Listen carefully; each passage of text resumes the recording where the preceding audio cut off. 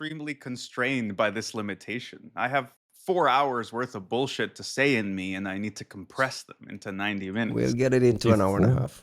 We'll get it into an hour and a half. Today is Friday, May 30th. It's 8:40 a.m. here on the West Coast. This is the Three Body Problem, episode 48. Congratulate yourself, guys. We're heading into 52 episodes, which will make us, I think, a full year of doing Holy this shit. shit. So, welcome Credit to the you, show. Ryan. People don't understand this. I mean, like, we were bitching about how, like, we just didn't talk as much as we used to, because this used to be our chats, right? Ryan was my manager. Kostin was our boss. My manager. And, like, we used to just talk like this, you know, every couple of days or once a week. And then we realized it's been years since we've done that because we didn't work together anymore. And Ryan's idea was to, like, kind of put us together and say, hey, like, let's just record this and, like, we'll see. Like, Ryan basically took on all the work of all the editing, all the, like, promoting, all the social media, all actually making it something productized. And, like, the idea that we're 48 weeks into this fucking experiment and, like, there's fans. Awesome. It's fucking great. But dude, credit to you. Like, we bitch and, like, we joke and we want to stay for 4 hours, and then we leave you with this, like, insane work of having to, like, edit it, put it together, upload it, and like all that. If we continue talking about me, we'll run out of time to talk about all this other stuff. You deserve some credit, motherfucker. Take it. Okay. Welcome to the show, Kostin. How are you, buddy? I'm good. It's been raining in Romania for a week, and they say it's gonna keep raining until it stops. Okay, then it'll stop.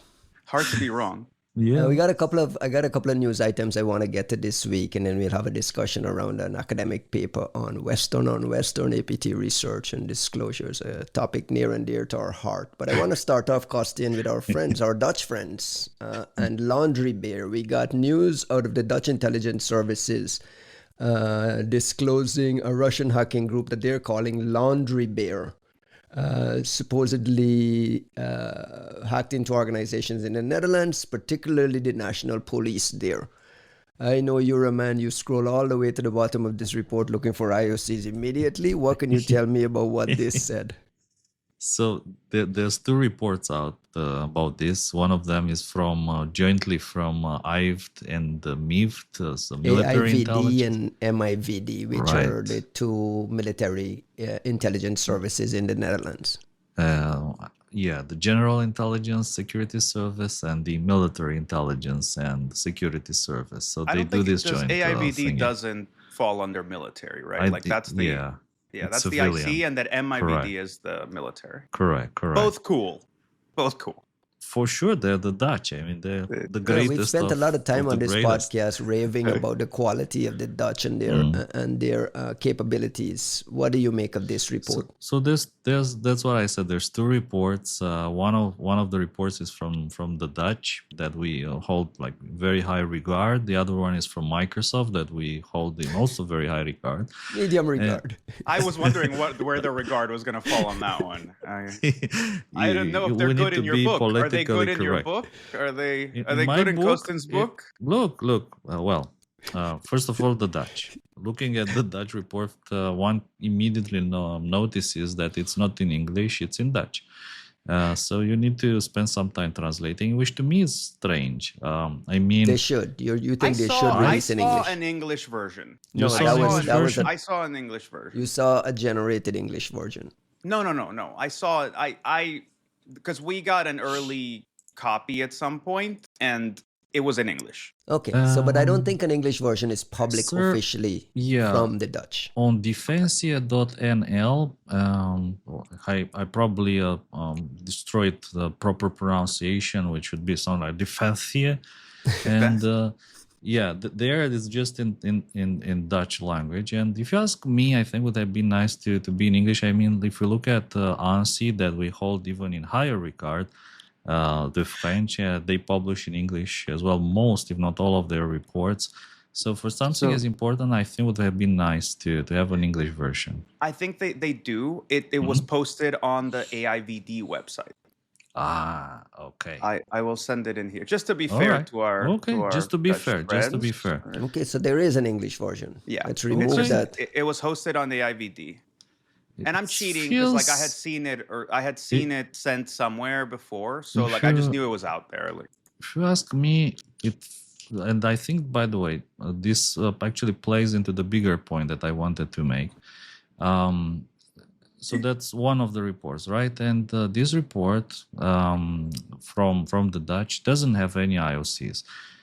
Which to me again, it was I know what That what? it Yeah. was strange, but at the same time, by the way, there are like at the same time other things happening. So Microsoft also publishes their report of what they actually called Volt Typhoon, and they put in parentheses they put Laundry Bear. No, not Volt Typhoon. Void Blizzard. Void Blizzard. Void Blizzard. Void Blizzard. Get your blizzards right. Void damn. Blizzard in parentheses Laundry Bear, also known as Laundry Bear, right? Correct. Good name, strong name. The Laundry Bear. The Laundry Bear, good name. Void Blizzard. But I don't give a shit. But I like when I see the bear, I wonder like what's the role of CrowdStrike into this? Like why did they call it? Why didn't they call it the Void Blizzard? Like the Microsoft name. Because nobody recognizes Microsoft's bullshit, but we all look to CrowdStrike's credit. They did a great job using this like who's who in the zoo terminology to like have attribution codified. Now, from a methodological standpoint, I think it's a terrible fucking choice, regardless of what you call it, Blizzard or Bear, because if tomorrow we find out that this was the Belarusians, you go, well, what are you going to do? Rename the whole fucking thing, change every blog, let everybody know you had to change your name? Like it, I don't like it. This is my complaint about all the threat actor names that somehow mix a country geography into them. I agree.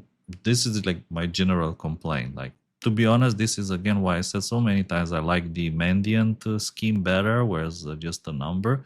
And I think that one is just a superior people are asking scheme. for this country connection too. People want to look at it and say, okay, I know that's a Russian actor. Yeah, but it doesn't matter what the fuck they want. They're wrong. Like they're fucking wrong. They're wrong, and we need to accept that they're wrong. So we've discussed this at length. Like there was who's wrong? The market is wrong. No, the customers are wrong. That's what I'm saying. So the market for this intelligence is wrong. Yeah, they're fucking wrong. They're absolutely wrong. They're asking for something that makes us more error prone. They're asking for something that distorts the nature of the thing that's being studied. These organizations, like to the point of one of the papers we're going to discuss today, like there are platforms that have changed hands. There are organizations that have dissolved or been reintegrated with different country composition. There's complexities here that, moreover, if there are good answers to be found, we don't necessarily have the information available to find those answers ourselves. So you're placing an expectation on your provider to lower the fidelity of what they're giving you for the sake of giving you an easy answer and one that's static when it shouldn't be. So the customers are wrong.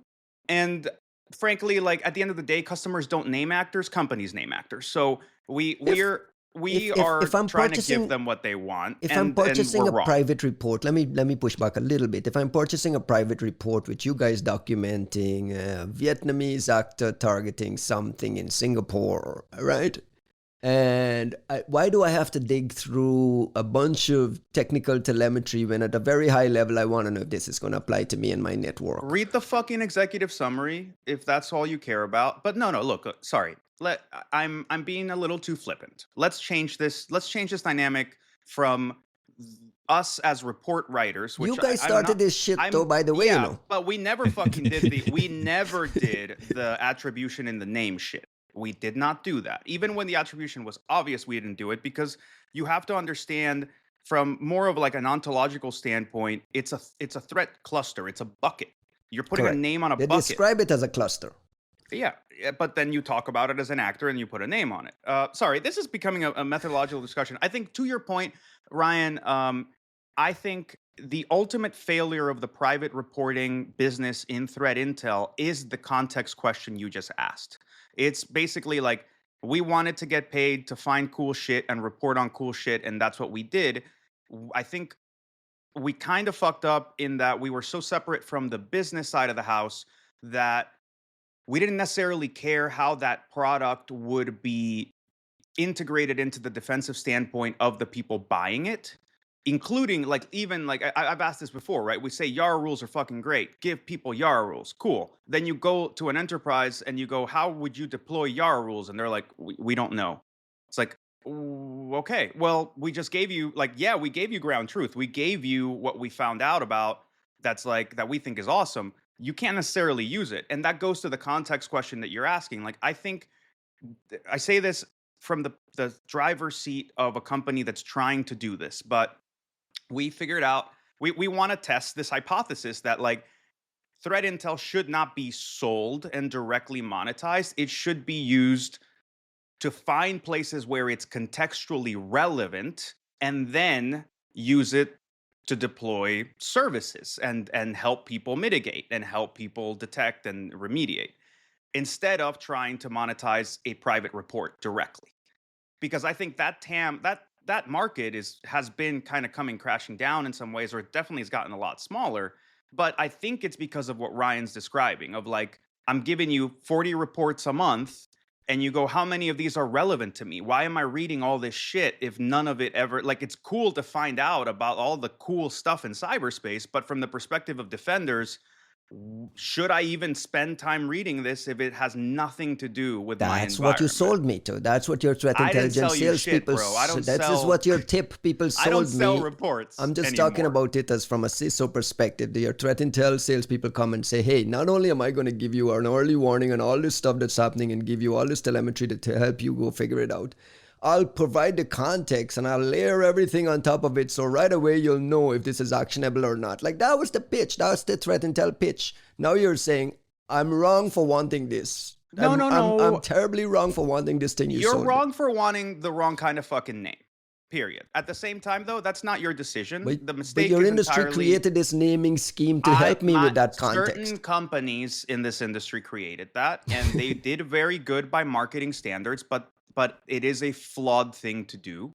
And I look, I happen to agree with you. It's just I'm bringing a devil's advocate position from buyers who expect this naming thing to help provide that context, or at least provide on one the layer. naming thing. It does not matter. Like, no, sorry, I just got to say this, like, because it makes me sound so aggressive against customers. It's not that. Customers don't know. They know what they think they want.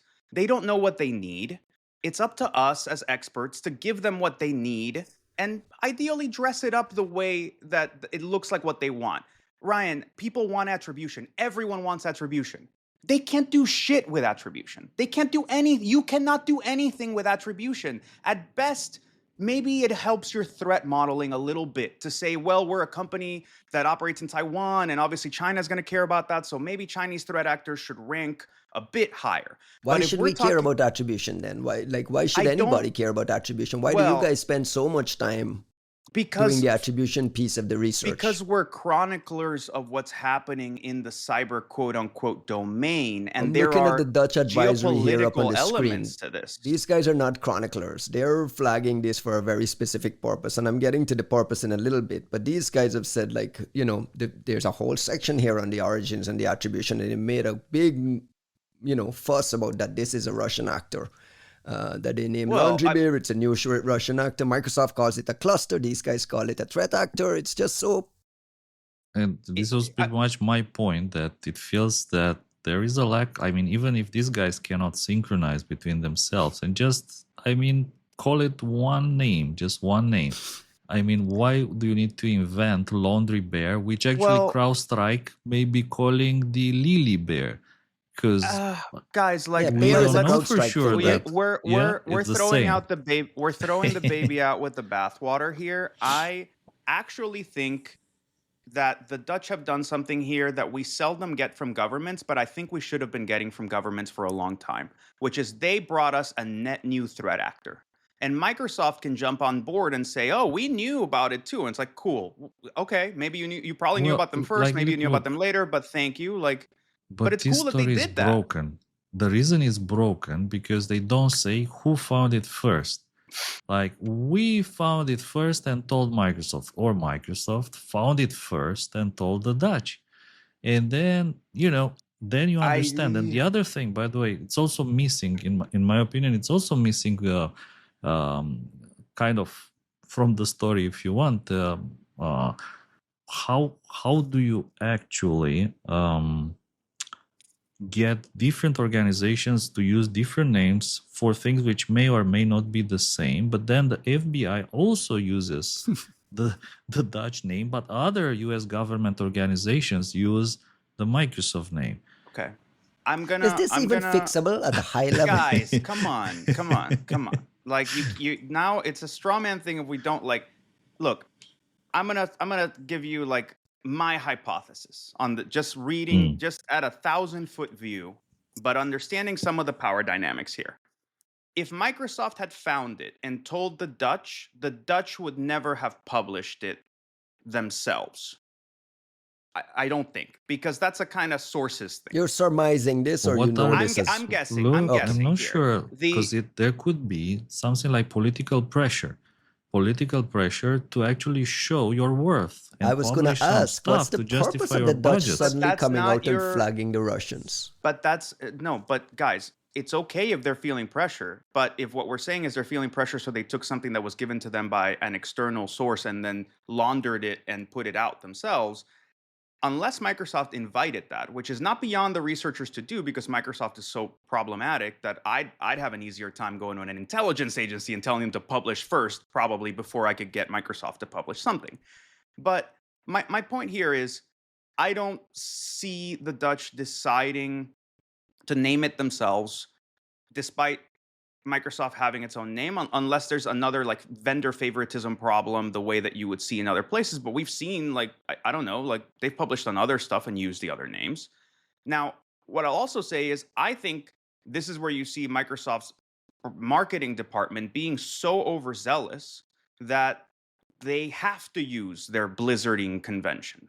And Well, they like let me add a little wrinkle here, because I mean, you guys know how these things work. The Dutch finds it and they're doing their investigation and they figure out there's a Microsoft Entra login page as part of Mm, the spear phishing piece of it, and they, hey, Microsoft, here's this thing, and now we're sharing information. This is how it works, Costin. You know, you've yeah, done APT yeah, reports yeah. where Microsoft is involved. I sure. feel like this is normal, par for the course. They pass information back and forth because there's a portion in there. I think the big Yeah. standout thing in this report is how documented it is that Russian APT actors are simply buying credentials from these InfoStealer guys, and then just like logging in and using these, you know, in password IABs, spraying Cookies. man. Mm, attacks and using like IABs. Entra login page, fake mm, Entra login pages, and so on. Like it just shows that the A in the advanced persistent, there's no malware and persistence and moving across and hopping across network and chaining a couple of things. This is not any of that at all. Yet the Because Russians are able to get into the Dutch police organization just using this basic, standard run-of-the-mill stuff. well, That's fascinating to me. it's not basic to have like the reason initial access brokers do so well is they essentially leveled out and standardized getting the materials you needed to compromise an account without setting off alarms, right? Like having the cookies, having the session stuff, like it was a way of being like, yo, like this is how you skate past some of the protections that you would have in place that they're mitigated by convenience, right? Nobody wants to do their two factor every single time their page refreshes. That would be an unusable experience. So you have sessions and you have cookies and you have whatnot.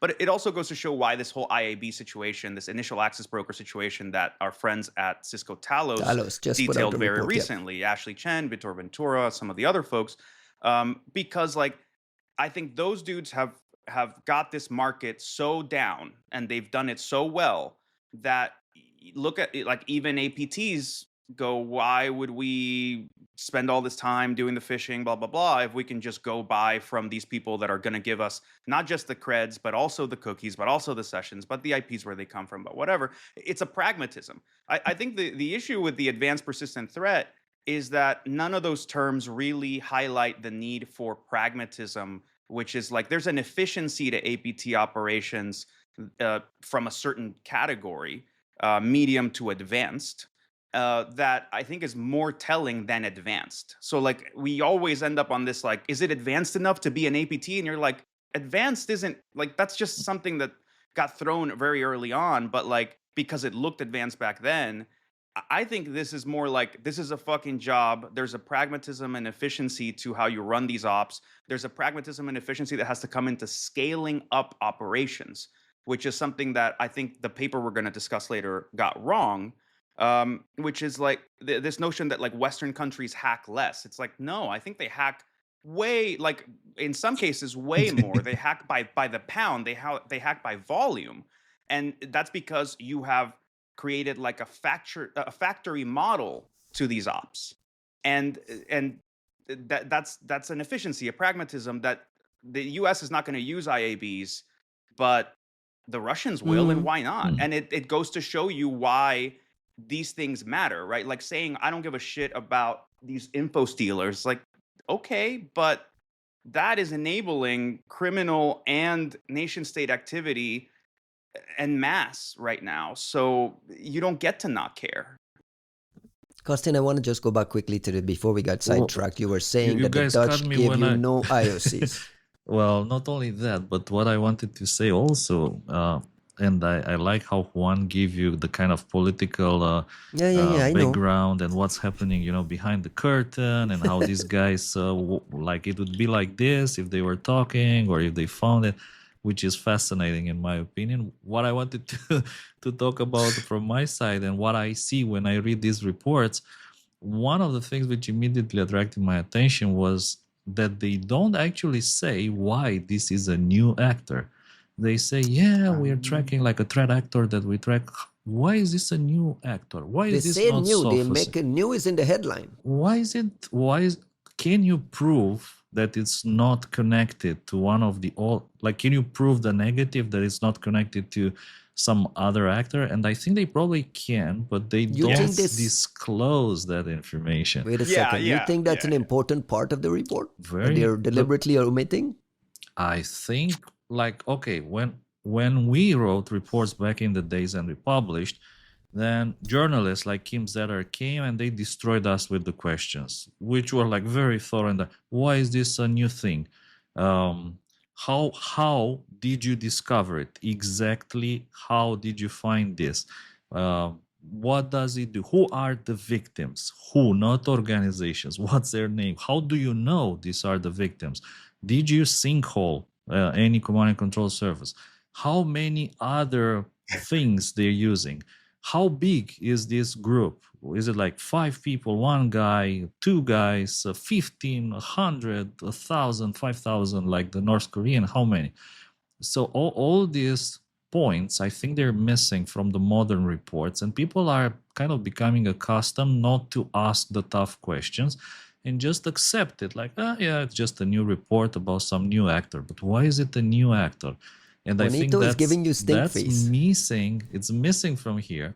The fact that it's missing, I don't think it necessarily means that the reports are sloppy, but the fact that they probably know, and they probably know the name of the guy who is behind this laundromat company doing the hacking for the Russians. But they just chose not to disclose it at this particular time. So when I look through the reports, So you're saying the it's a things that I deliberate see, omission. They're saying it's new, but they're not documenting like, why how is it or new? why it's new Yeah, deliberately. that's what I'm asking. Why is this a new actor? Why? How can you prove? And again, I'm asking the hard questions because I want the answers. I want people to question the reports and demand for more Yeah. clear information, to demand for hashes from IVed and MIVed, to demand for domains, IOCs. And even, I mean, with the Microsoft report, there is a hash in there and 2 domains. The hash, the sample, the particular sample is not even on VirusTotal, so I added it to monitoring. So this story, it feels to me that it's kind of incomplete. If I was like giving a grade to the story between, I don't know, 1 and 8, this is like a 3 because there's too many details missing. Why is this a new actor? Why is that report just in Dutch on that website but in English on the other's website? Why are you calling it different names? Is this the same as what CrowdStrike is calling Laundry Bear, or actually CrowdStrike Laundry calls bear. it the Does Lily Bear? CrowdStrike have a laundry bear? Why? Maybe CrowdStrike calls it the Void Bear. I don't know. Look, I That's why it's let's a 3 of 8 on my so scale. let's tackle this on a couple of different ways. And it's not that I meaningfully disagree with you, Kosin, at all, but I want to inject some of the some of the real politic of this, and some of the, more importantly, some of the important positioning here. I think we are throwing out the baby out with the bathwater in not being excited that an intelligence agency is providing us with a view of a net new threat actor. But And they're I say not. that, I disagree with you. Microsoft is providing us. The but intelligence agency is providing nothing. I No understand that IOCs, I no understand IARA that you're saying rules. that because of the IOCs, and I agree.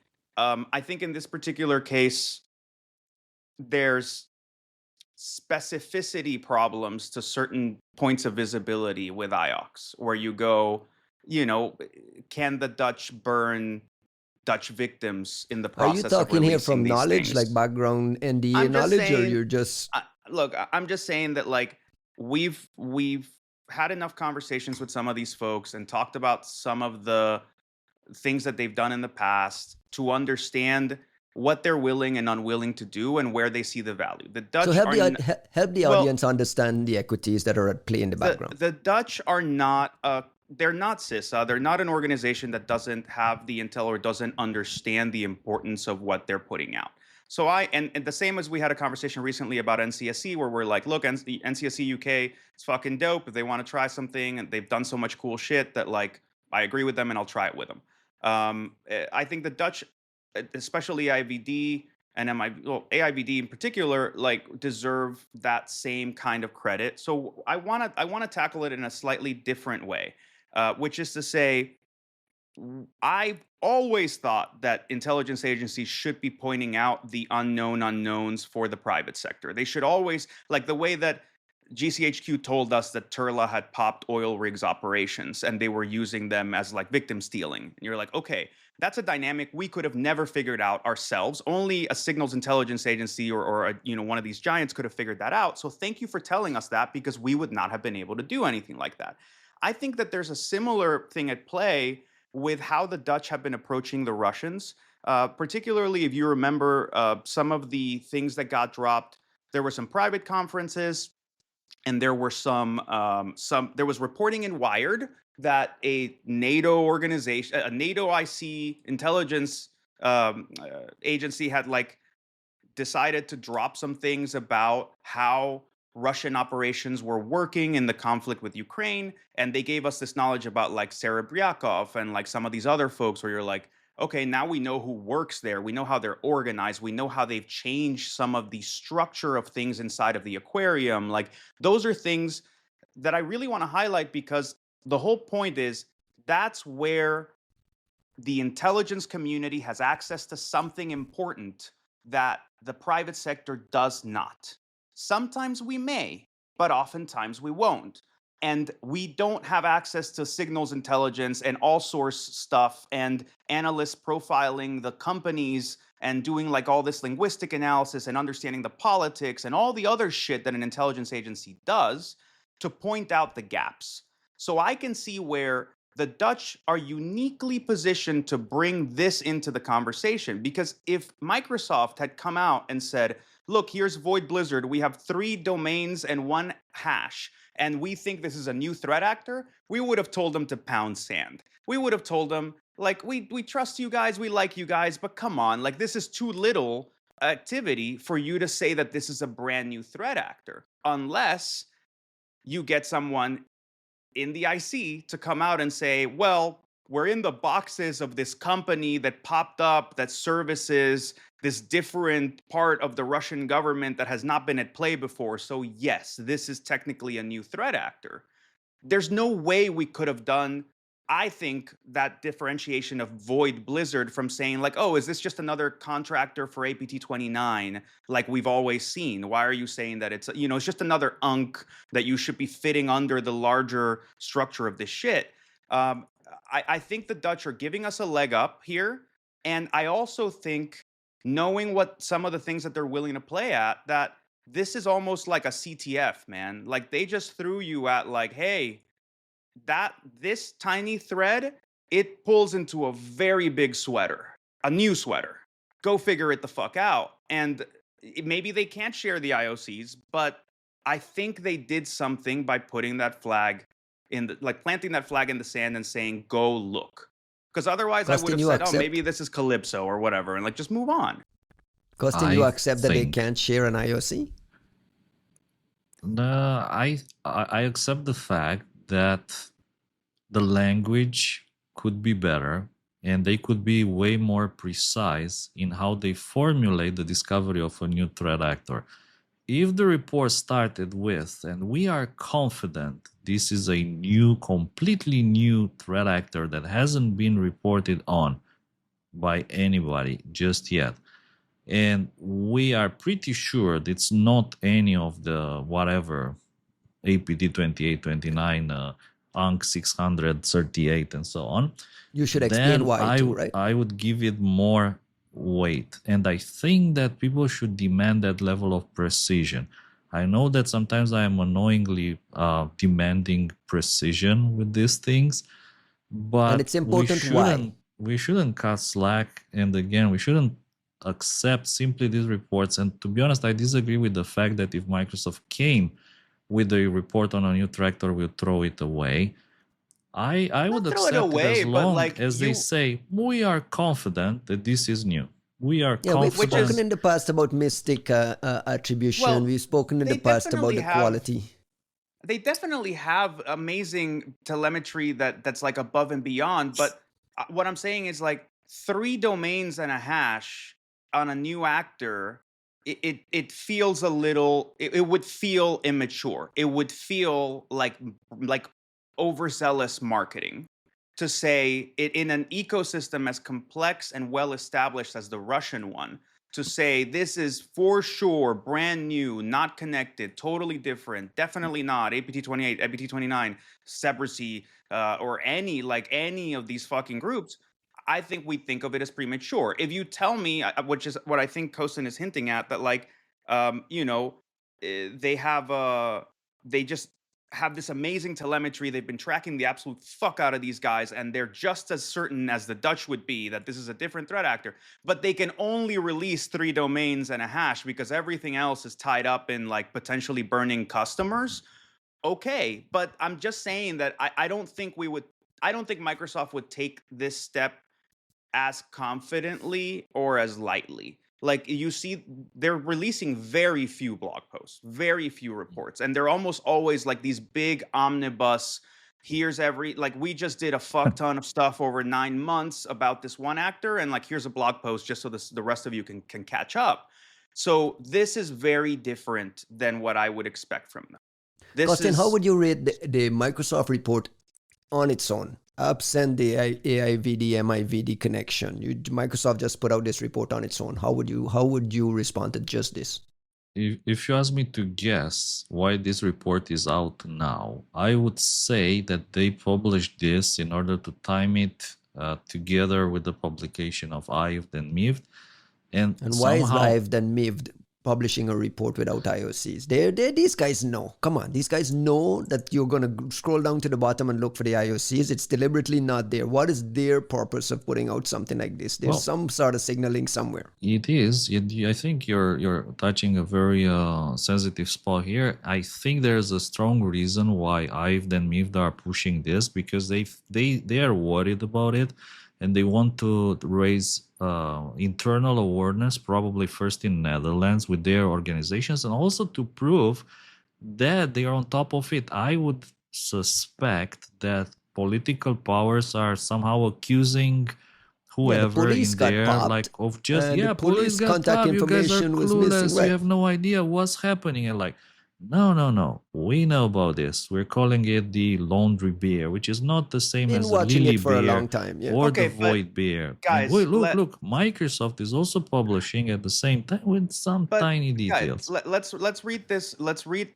There's a couple of really like key sentences in here that I would just point to, not to be sort of remiss, right? Like, first of all, there is a footnote that says AIVD at MIVD are working with Microsoft in the investigation into Laundry Bear. Microsoft tracks this threat actor as Void Blizzard. Void Blizzard. I think, in my view, reading that sentence, reading a whole lot into that sentence alone, sounds to me like the AIVD, MIVD had to respond to a Dutch incident and contacted Microsoft because there were Microsoft spoofing pages or whatever, and Microsoft thereby tracks this as Void Blizzard. And if you notice, the domains that we get from the Microsoft thing, we don't get a hash, and the domains that we get from the Microsoft thing are Microsoft themed or generic.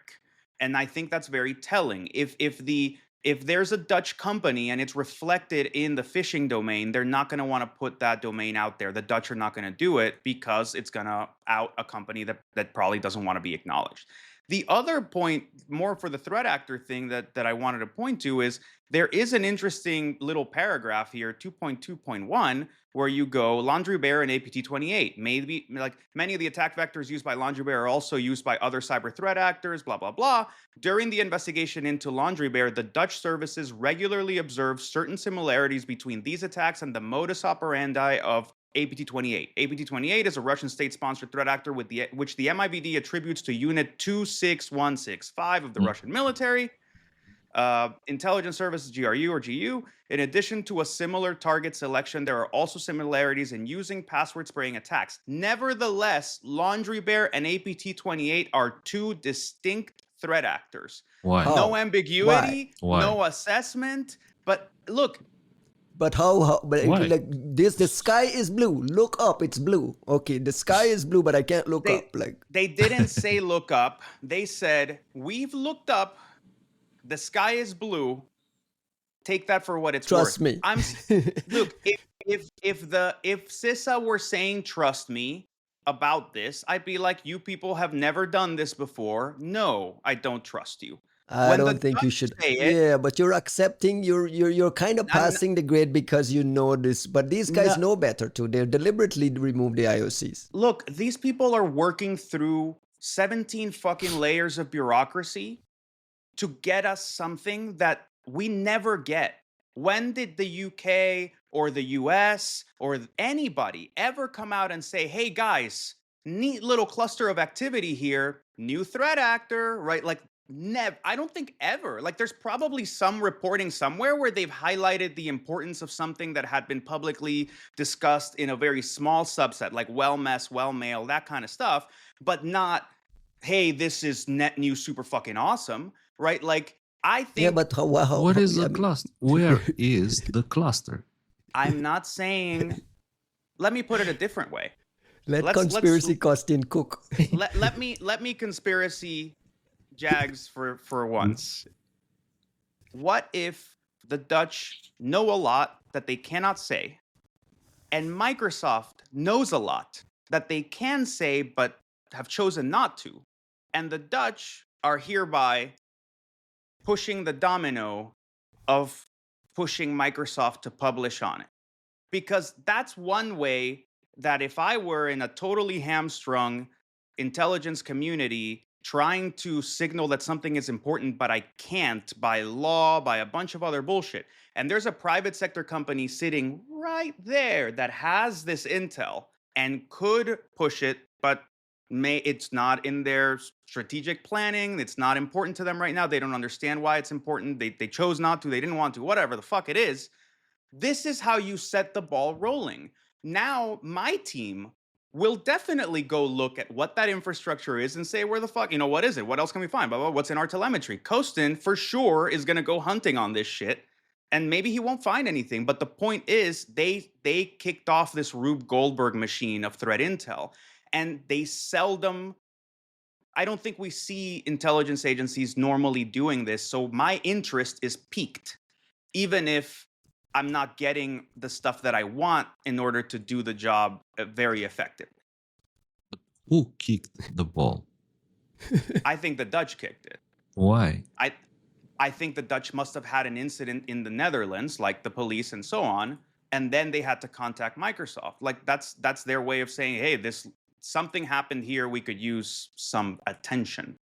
Are you suggesting maybe Microsoft didn't know already since April 2024 about it, and they were about to publish something anyways? Or maybe they already published something to their private customers and they've been working with the FBI for some time? I mean, if any customers have figured out how to buy Microsoft reports, I would be pretty fucking surprised. I don't know. Similarly, I look at this blog post and I don't think Microsoft can really rush anything out the door, but I mean, how much threat intel is in this blog post? There's like It's more than 4 it's in the paragraphs. There's more than in yes, the but Dutch services one. okay, but for the argument of Microsoft was already coming and the Dutch rushed to catch up, this is not what you would normally expect from a This is all Microsoft blog coordinated. There post. is no rush to catch up. This is Yeah, all like guys, but super like, no, coordinated. no, no. This is really clear cut. This is not a Microsoft blog post for a new threat actor. Most of it, 90% of it, are like hardening activities. Like, this is how you mitigate, and here's This some is how all their some blog rules. posts look like, though. No, Which is no, what we like, want in them too. We want hardening no. guidance. We want Look, mitigation guidance. not when it's all product specific. Microsoft Defender XDR detections, blah blah blah. Microsoft Yeah, Defender But Forensic, blah Microsoft blah is blah. writing it Like, for their customers. but Like, that's who not do a you think threat they're not intel. writing it for That's you? not a threat intel blog. So like, you don't tell me that they were planning to do this themselves, and the Dutch kinda rode shotgun. I don't think I that don't. fucking happened here. The I think Dutch they were. came at it because they needed to. They let Microsoft know. Microsoft tracked along, and they came and dropped a fucking blog post with 4 domains and 1 hash and like That's 4 17 domains paragraphs. more than the Dutch I PDF. I think that we're doing the Dutch a disservice, standing them every single fucking episode of this entire 48 We gotta call them out. You gotta call them out when and it's then bullshit. when we Come get on. here, we're like, they have no political capital with us. We don't give a fuck. Where the fuck are they? Like, I We expect understand. better. I want We them. expect We better expect from the better. premium Absolutely. tier people. That's all. When I understand. That's why they're there, like at the very, Yeah, very but top. you guys also get pissy whenever I go all authoritarian and say that these people should just do whatever the fuck they want and instead and flout the law. These organizations have to deal with a shit ton of law bureaucracy. Is it even legal for We're them talking about the Dutch. The Dutch, who out- we've celebrated for not having these shackles. for not having excessive shackles when it comes to popping shit, which is probably what happened here. You know, if they're that confident saying that this is a new threat actor, it's because they're in their fucking boxes. We found out about the There we DNC shit from the Dutch, watching them from the cameras, literally saying, we watch them do this. This is This true. is not some rando org. When they say this shit, I don't think they're just pulling smoke out of their ass. They're telling us something we did not know, and I appreciate that, even though I agree that I wish they would give us more. So Okay, the that's Dutch all. were watching the laundromat hack into the Dutch police, and like this probably set up some kind of political mishappenings. I'm just saying, I think there's a very likely story here. And I think the interesting part is they could have dropped an incident like the Czech government saying, oh, we got popped by APT 31, shame on you. And instead they went, yeah, cool. There was an incident in the Netherlands. Yeah. But mind you, it's a new threat actor and you guys should go pay attention to it. That, I think, is a more meaningful thing than some political statement saying, I wish the Chinese wouldn't hack us. Like, okay, good luck with that. Like, thanks. All right, let's move on. We can agree to appreciate the fact that some information was released, that there are two domains and a hash, which is is not better unbiased. than nothing. Again, it's better. There's two names out there, like 2 new names, correct? So there's some basic information, but I think at the same time, things could be better. I mean, Oh, yeah.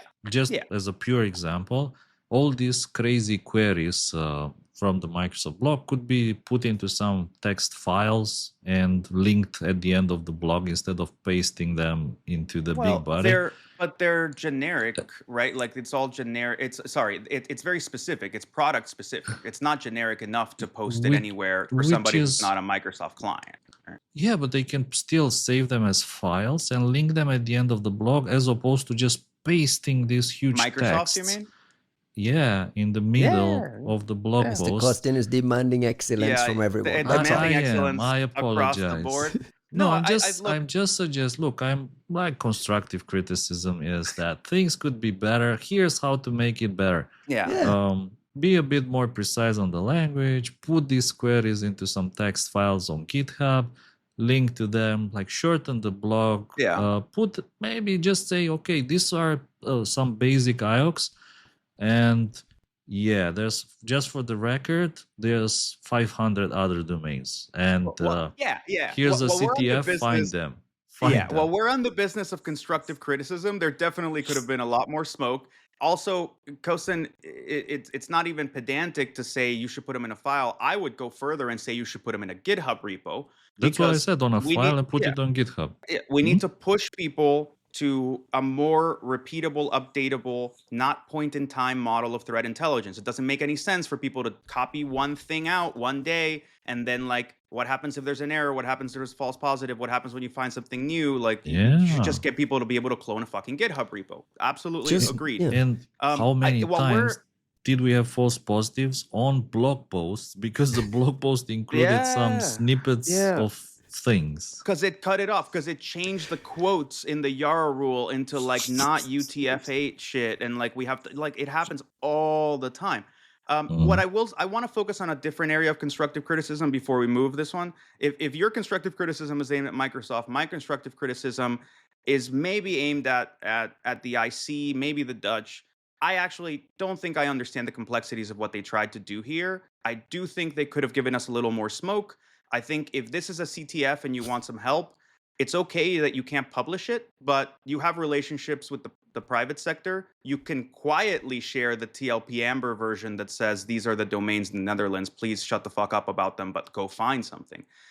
What I think is more meaningful here on the perspective of, hey, you gave us a net new threat actor, which I think more if I had one request to more intelligence agencies, is tell us about the unknown unknowns. I know that that's what you trade in, but considering that we have more data and you need that, there is a benefit to saying, hey, here's 3 Chinese threat actors you people have never, ever talked about. Just like go fucking find them. And this is where I think the proof is going to be in the pudding. Let's give this 6 months. And compare this to NSA talking about DroboRub, where they told us about a tool but didn't tell us anything about a threat actor, and nobody ever found anything because they never, like, no one ever Right, found it. but this is why these guys are up here.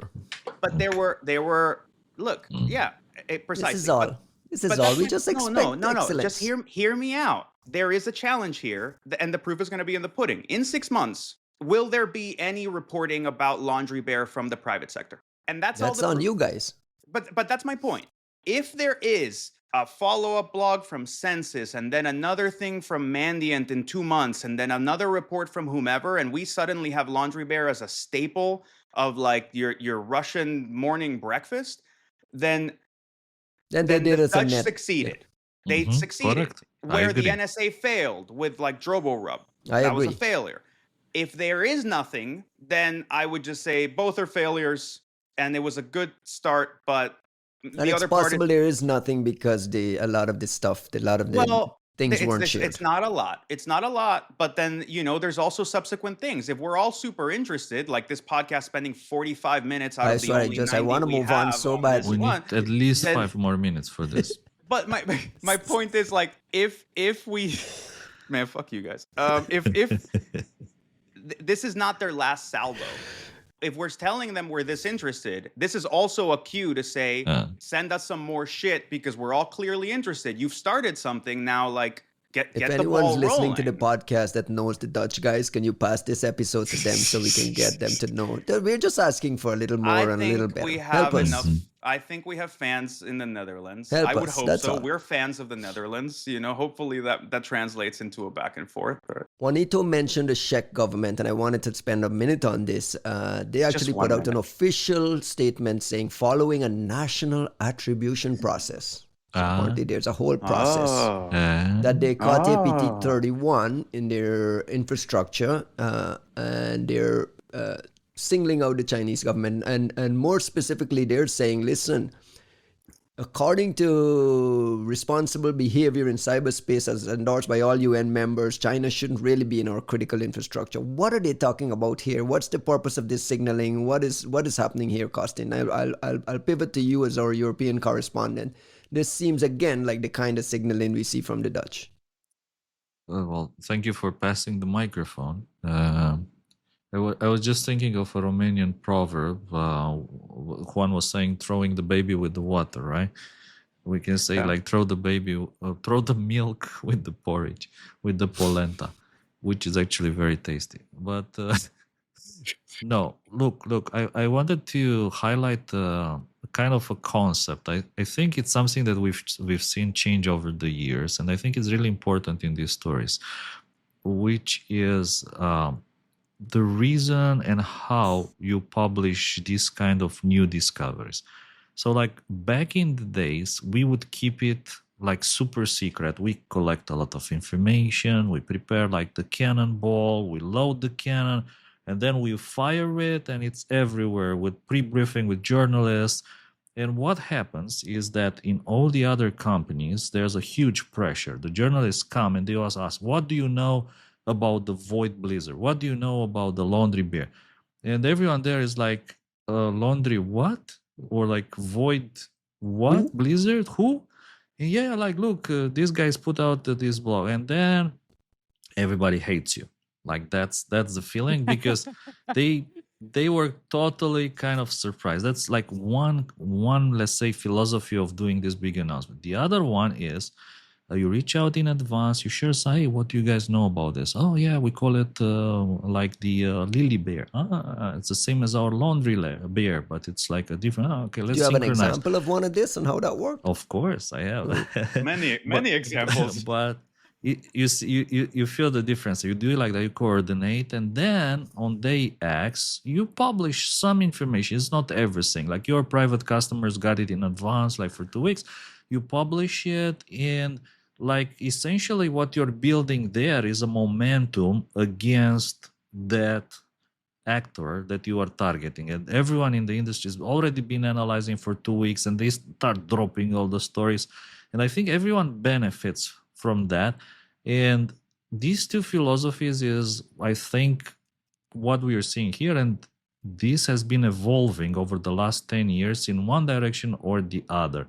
I'm not saying that it's necessarily like a direct trend. Sometimes it goes into and it comes back. So like people are first they're working alone, then they're working together, then they're like, fuck you.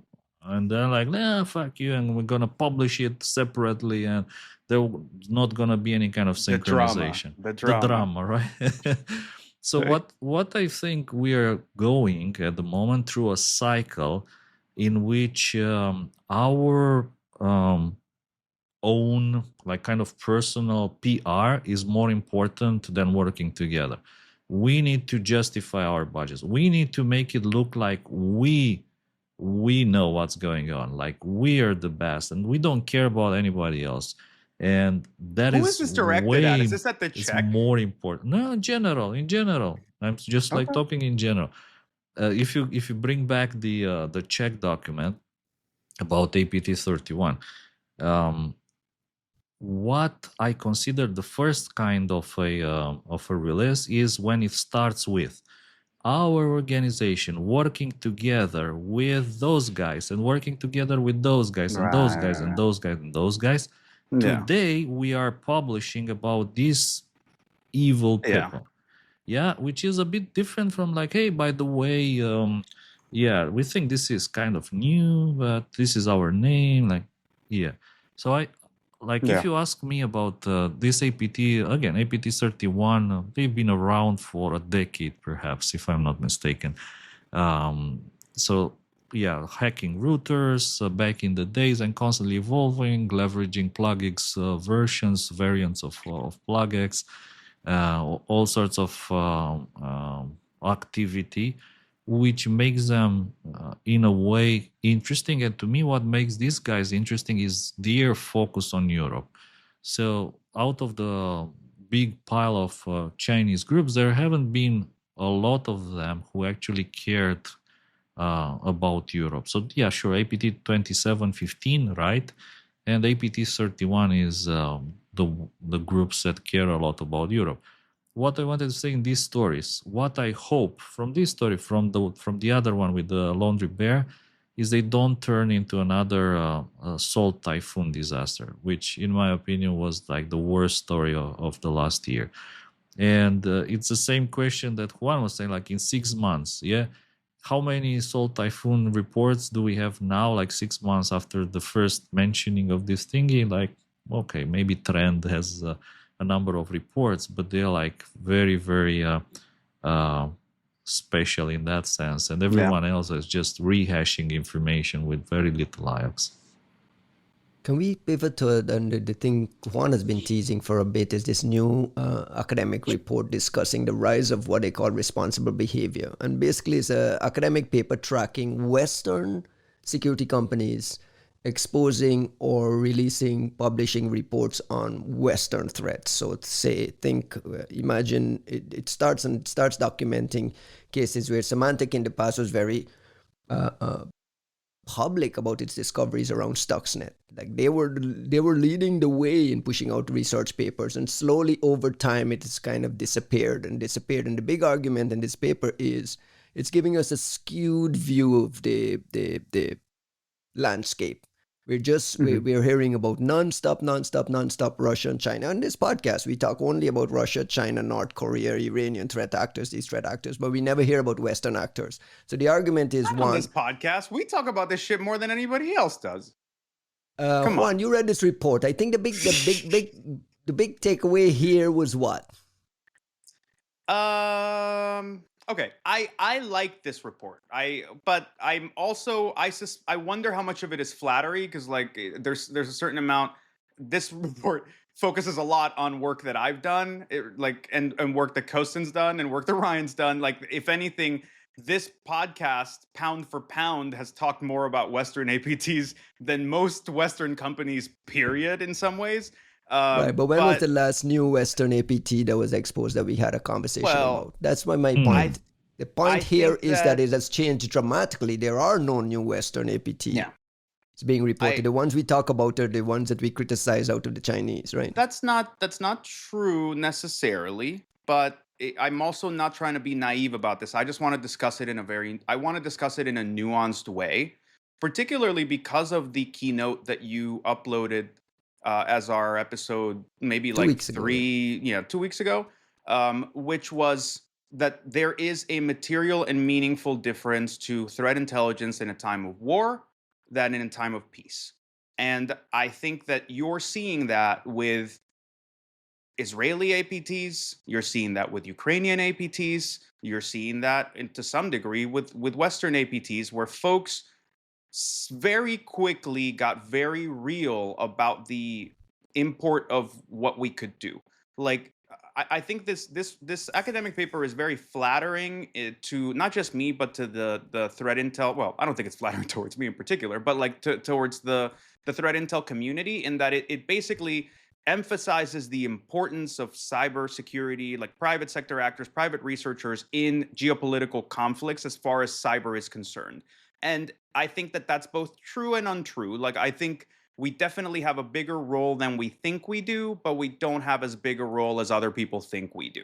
Like, we're somewhere in the middle of of a way bigger problem, and there are way bigger forces, some of them entirely bureaucratic, some of them entirely judiciary, some of them entirely fabricated or marketing, and some of it entirely business related. So I thought it was really interesting to read this and see these like academics trying to reason through competing hypotheses of why we don't publish Western reports more often.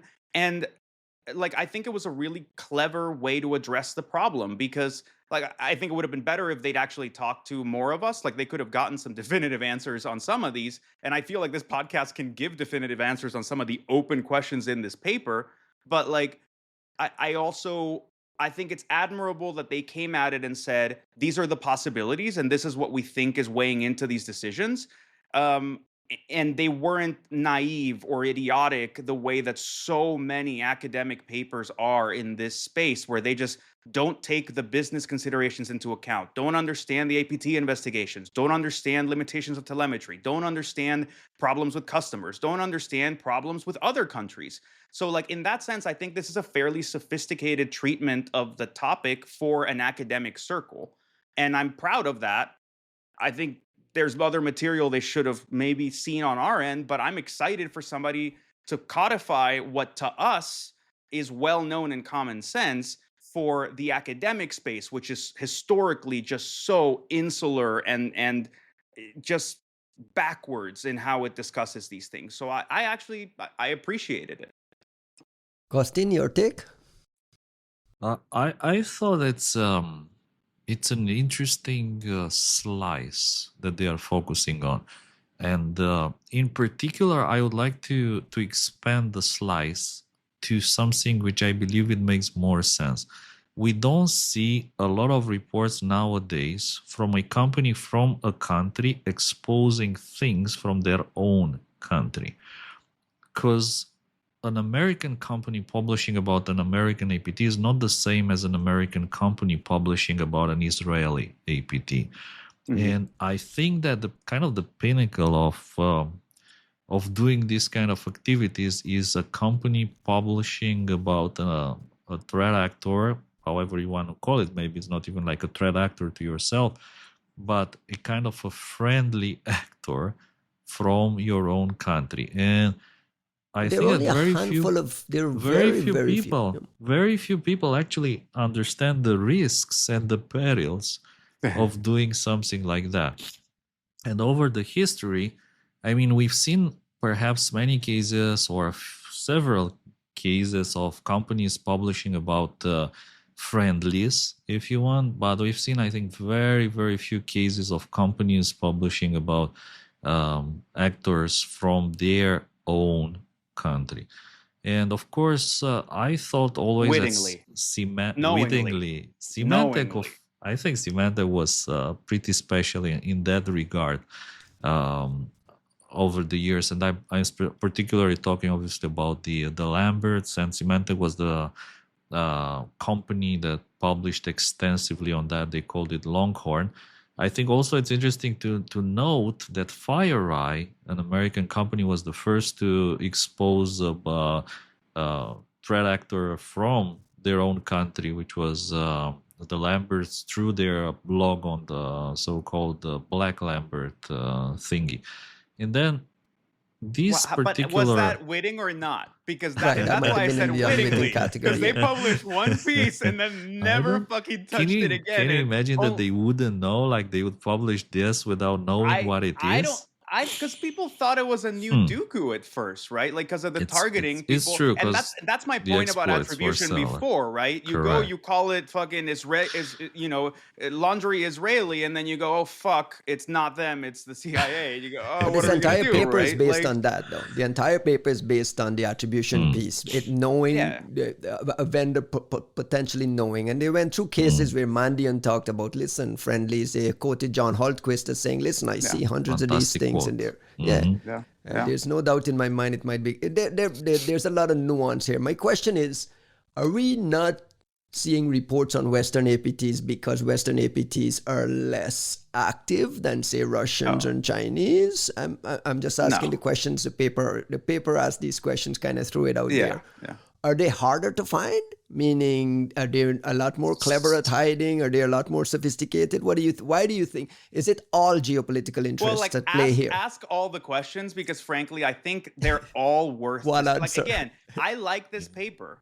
I think it was really smart in the way that it treated the subject.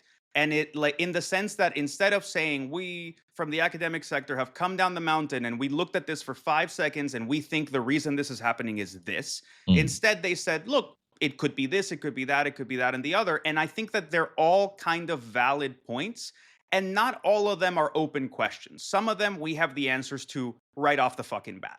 So like it is actually like net discussion worthy. Like, yes, we should ask these questions. So Ryan, do you want to like go, like we could go, let's go through them like full on. Let me find a section of the report. I'm on a PDF. I like the fact they quote you, Ryan, and I think that particular reference to you, I think it's very, very interesting, because it talks the Google about the Google report. And remember what happened to Google when they pushed something out, and now you understand why Google is not that willing anymore to publish anything, considering how much flame and fire and shit they got for publishing a blog with no We IOCs, started like this podcast nothing. talking about that. You remember the paper from Yeah. yes. Yeah, you see me raising the ball Coppola. to Juan, like But yeah, I waiting see for you. Juan I see you. to bite. But no, come on, man. Like, look, so there are, I want to focus on the APT stuff because when these guys get into the discussion of exploits, I think it takes us into a well-trodden area. We have discussed it plenty. We have discussed that Google incident in particular, but I think it's interesting. This is one of those things where like you see history being kind of like reinterpreted and you go, oof, okay, let's pull back. Because they're talking about Google doing the Gossip Girl report, which is something Silas and I did. Well, it was at Chronicle, right? So Chronicle. they connected to Chronicle, right? Right. And that's the problem with, Google with Alphabet basically being like that Goya painting of Saturn eating its children, right? Like it creates Chronicle and then it fucking destroys it and sucks it into Google. And now nobody can tell the difference. But I want to point it out because it essentially tries to juxtapose this situation as like a trend in what Google does. And that's not the right way to look at it at all. But they're describing this age of innocence time, right? Like that period of time in the age of innocence. They nailed that, I think. Yeah. I used to call it the embarrassment of riches period, right? Because you go from like 0 APT, and we've never seen what cyber espionage looks like in practicality as a nation state activity to holy shit, we're swimming in examples of really hardcore things. And it's like it's like an 18-month period, a 2-year period where you go from 0 to Stuxnet, Flame, Dooku, Gauss, like all these different things. So now we get nothing, by the way. No, that's not true. We still get things. We just don't. The cadence has changed, the volume, the quality has changed, but not just because people are not as good, but rather there's a lower bar to publishing things, and a lot of the net new things have been discovered. Like we set the foundations of what the concepts are. We said this is what threat actors look like. This is what platforms look like. When is the last new report you saw of a Western vendor discussing a Western actor? No. Look, that's tough. I mean, Sentinel-1 does it from time to time. 5 years ago? Motherfuckers, I still do this shit. Well, not anymore, but I... No, in all seriousness, it's been years and years since we've gotten a new... I'm publishing... We're like... me and a let me ask the question this way. Are going to be publishing Sentinel-1 in the next... Like, if we get accepted to DEF CON, we'll publish it in August. I've never gotten Sentinel-1 reporting on an Israeli threat counters Western on Western. Well, on an Israeli actor. I've done Israeli ones casually, bro. Like you can do both. I dropped Meteor Express in Tel Aviv. Yeah, but is that Western on Western? Well, do you count the Israelis as Western? I think we do. I think we should, because even though you can get into all kinds of like normal international relations nuance of like why would you call them that? From a cyber standpoint, is the Israelis are some of the most Western fucking actors. Like they are up there in capability. They have had joint operations with the US. Like they have used platforms that we believe they've shared platforms between the two. They've definitely had compatibility frameworks between different platforms. That was the whole point of Gossip Girl. And clearly, if we're gonna say that was us publishing on something Western, Gossip Girl was the Stuxnet, the thing that produced Stuxnet minus the US. So Gossip Girl is very much meant to be an Israeli construct. And by using the name the Canadians had for that Israeli construct.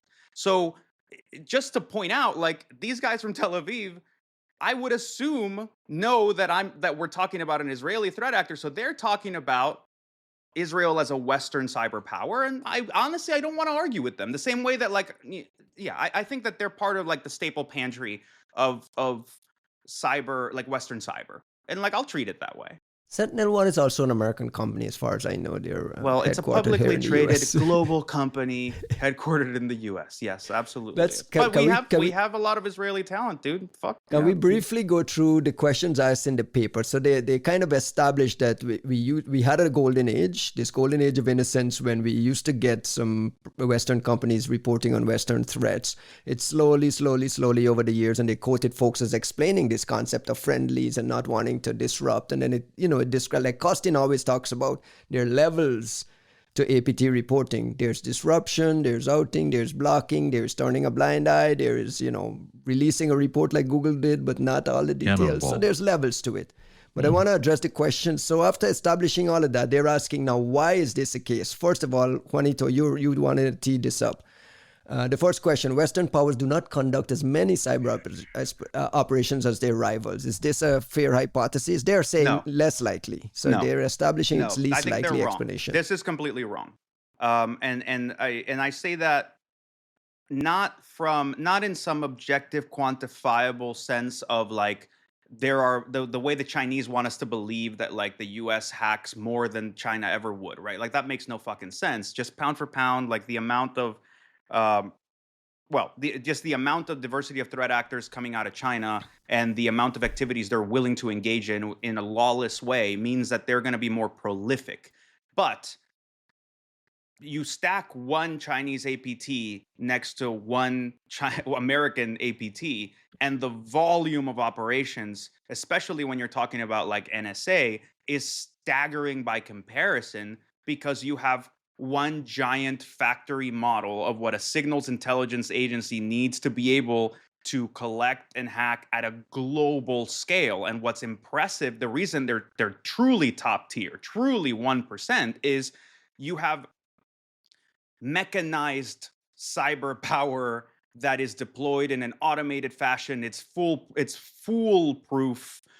It's literally designed for idiots to be able to click the buttons and just deploy the thing. The collection all comes in a way that's like formatted so that these different global systems can share in intelligence. It has codified the level of classification into how things get shifted and what gets shared with the UK, what gets shared with Five Eyes. They have different platforms like Regan and Equation Group are designed to be interoperable. Like there is a entirely different way of like, this is built for scale. And so we're just as active.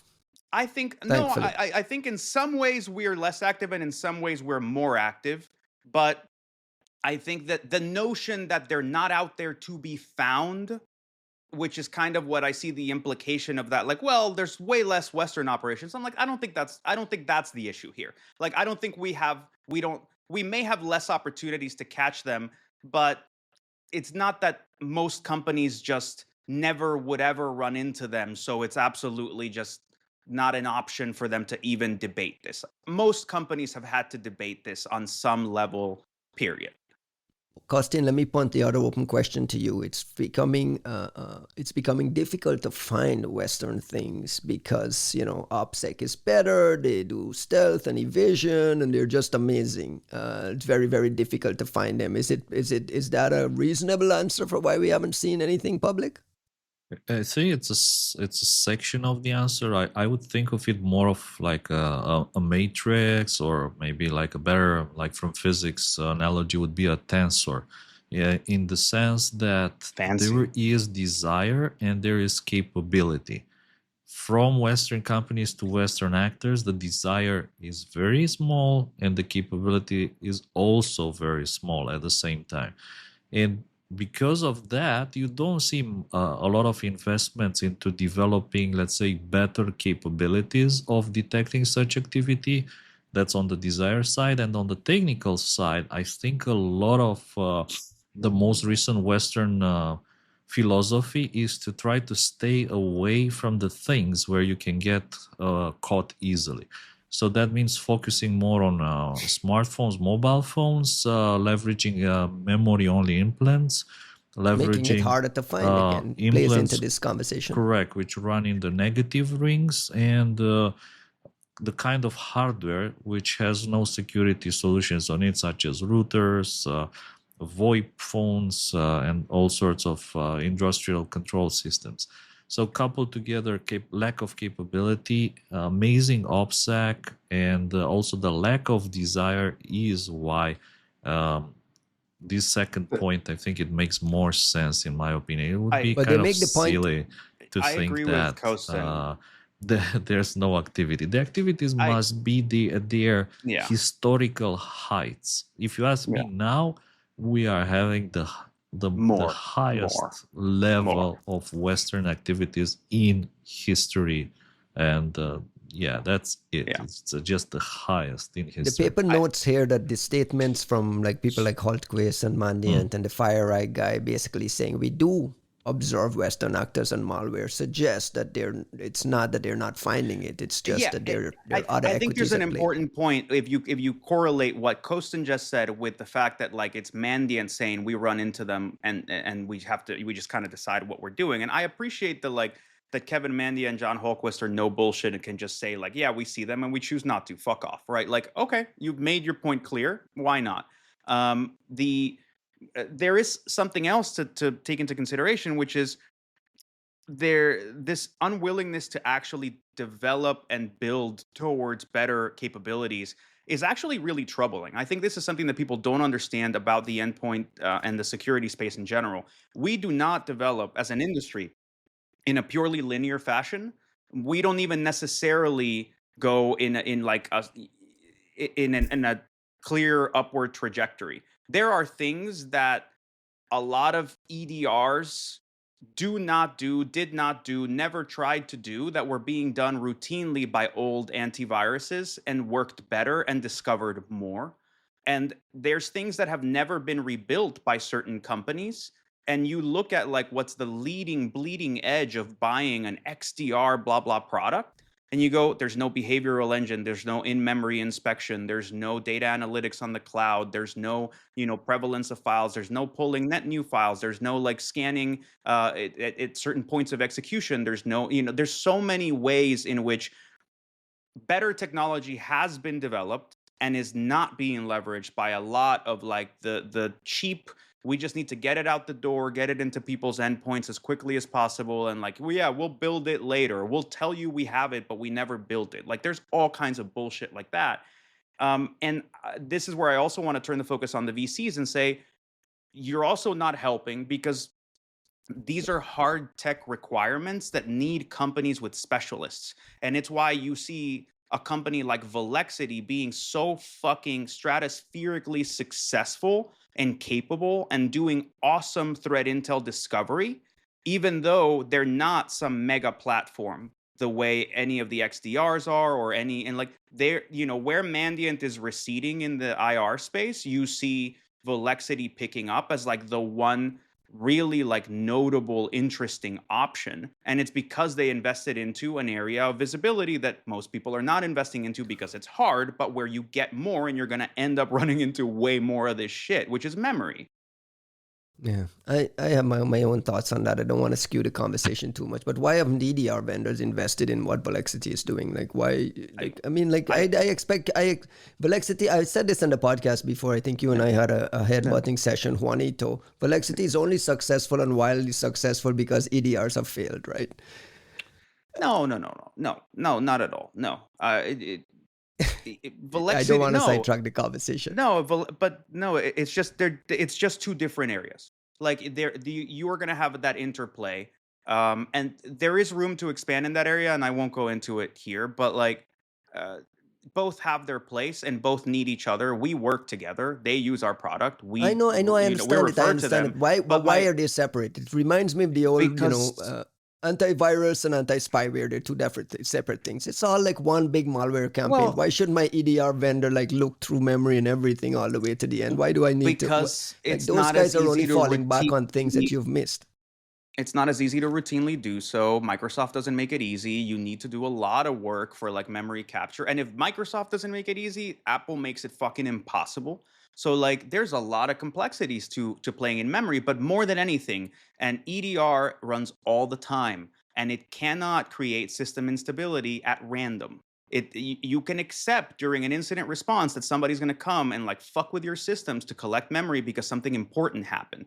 You can't just show up to business at 11 o'clock in the morning. Our computers suddenly all went jittery and shit crashed and like So whatever. it's hard. Because yeah, I mean, it's not a simple problem, but I think that the true problem there reflects like the economics of like investment in existing security platforms.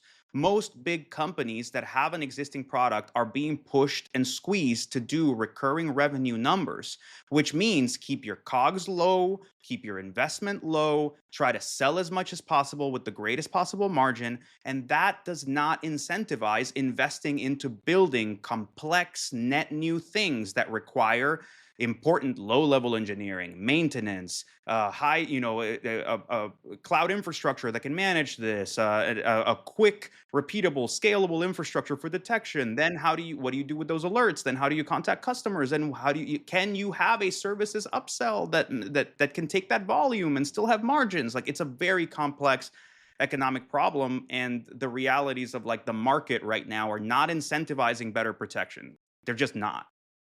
I want to close the loop on the report because I want to go back and kind of capture the essence of the thing. Is that so these guys did a set of about 48 public reports between 10 and 2022, and as we've all established on this podcast and in the paper, that there's definitely been this steep, steady drop in both the number and technical depth of disclosures on Western threat actors from Western. Where does this leave us, Juanito? You're a paleontologist and an historian in this time, right? Like, if we have this like systematically distorted view of what the landscape looks like, what the real, cyber conflict out there looks like, because the biggest half of it is completely dark and missing. What does this tell us about like how we're making policy, how we're advising? Like, we have this incomplete and politically skewed view. Where does this leave us as like observers? I mean, this is a pet topic of mine, and like I go back to it all the time and bitch and moan. And frankly, like I kept saying flattery mostly because it's nice to see people like come into what is very much a passion area for me and for Kostin, where like we're the ones who've pushed this idea of cyber paleontology, and we've had folks who've collaborated or who've decided to jump on that bandwagon, and God bless them for doing it, but it's very few and far between. I was reading this paper, and not to like toot my own horn or Kostin's horn or whatever, but like, look, there are maybe a dozen cyber arsonists, as I call them, which are the researchers who are willing, you know who you are, who are We willing to know them. stare into the fucking Ark of the Covenant and be willing to pull something out that's spicy as fuck. And some of the things that they hinted at here of like, hey, there's local initiatives, or like people do research and they just don't talk about it. Like, the academics don't understand in this case that like there's a lot that companies know and that they keep tracking and that they work on that they just never publish. There's nothing. It's what I've kept trying to tell people on this podcast and on stage. There is nothing that forces these companies to tell you what they know, and you should find that objectionable, because this is the only way you're ever going to find out about what's happening in cyberspace. So like, I appreciate, like I said, Kevin Mandy and everybody being so forthright about like, look, we're just not going to publish on Western shit. Okay, I respect it, and at wartime, I'm not going to complain about it, but I will say that in 10 years, we're going to regret how poor our true source of truth is on this.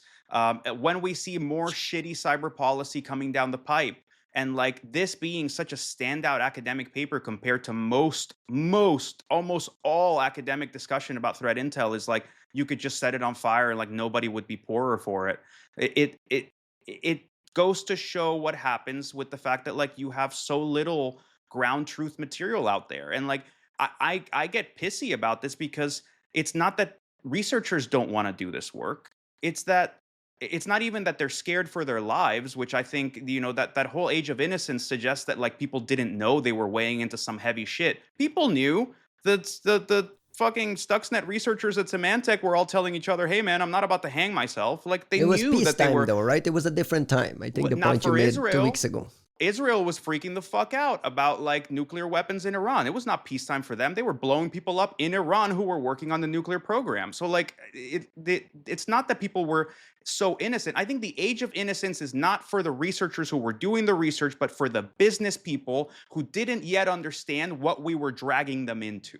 And the minute the business folk realized what was happening, their balls disappeared completely and they started running for the fucking hills. And that's where you get this like pussyfooting bullshit where you have companies out there who are unwilling to publish on Chinese APTs, much less Western ones. And like Because their factories are in guys, China. I mean, we had this conversation before, right? Like their economic you just interests and yeah. you have to account for the dynamics here, and there's a reason I keep beating the drum against the mega corporations. And like even this report saying Google is willing to do X, Y, and Z. No, Google did the fucking O'Day drop because of Shane and whomever else was in there, and Google did Gossip Girl because of Silas and I. And if they knew what we were dragging them into, they would have fucking burned the house down before they let us get on stage. That's just the truth of it. None of these companies have the stomach to do any of it. Not the Costin, big ones, not the huge ones. do you remember the big part of the Dooku 2 story was the spying on the P5+1 talks in hotels? I was listening, I was watching these negotiations happen. Trump and the Iranians are trying to negotiate a deal, and in the background, they're reporting, and the New York Times reporting is that Netanyahu wants to go drop bombs. And I'm curious to see that when you read those stories and you're reading these things, do you imagine what the APTs are happening in the background doing the spying on these talks and getting involved? Is it natural for you to assume that there's some cyber activity in the background doing all of this spying? I think there probably is activity, but it may be very different from what we imagine What we saw that back it in the is nowadays. I think things have changed a lot, and the technologies which are available today are What do you think it looks like now? different. I think it's a lot, like I said, it's a lot about mobile devices. I think it's a lot about metadata intelligence. I think it's a lot about leveraging exotic technologies to listen on these discussions, such as, I don't know, radio wave spying through glass and shit. Electrical fluctuations in thermostats caused by audio vibrations in some faulty semiconductor junction and things like that. That's not something an APT research paper will flag anyway.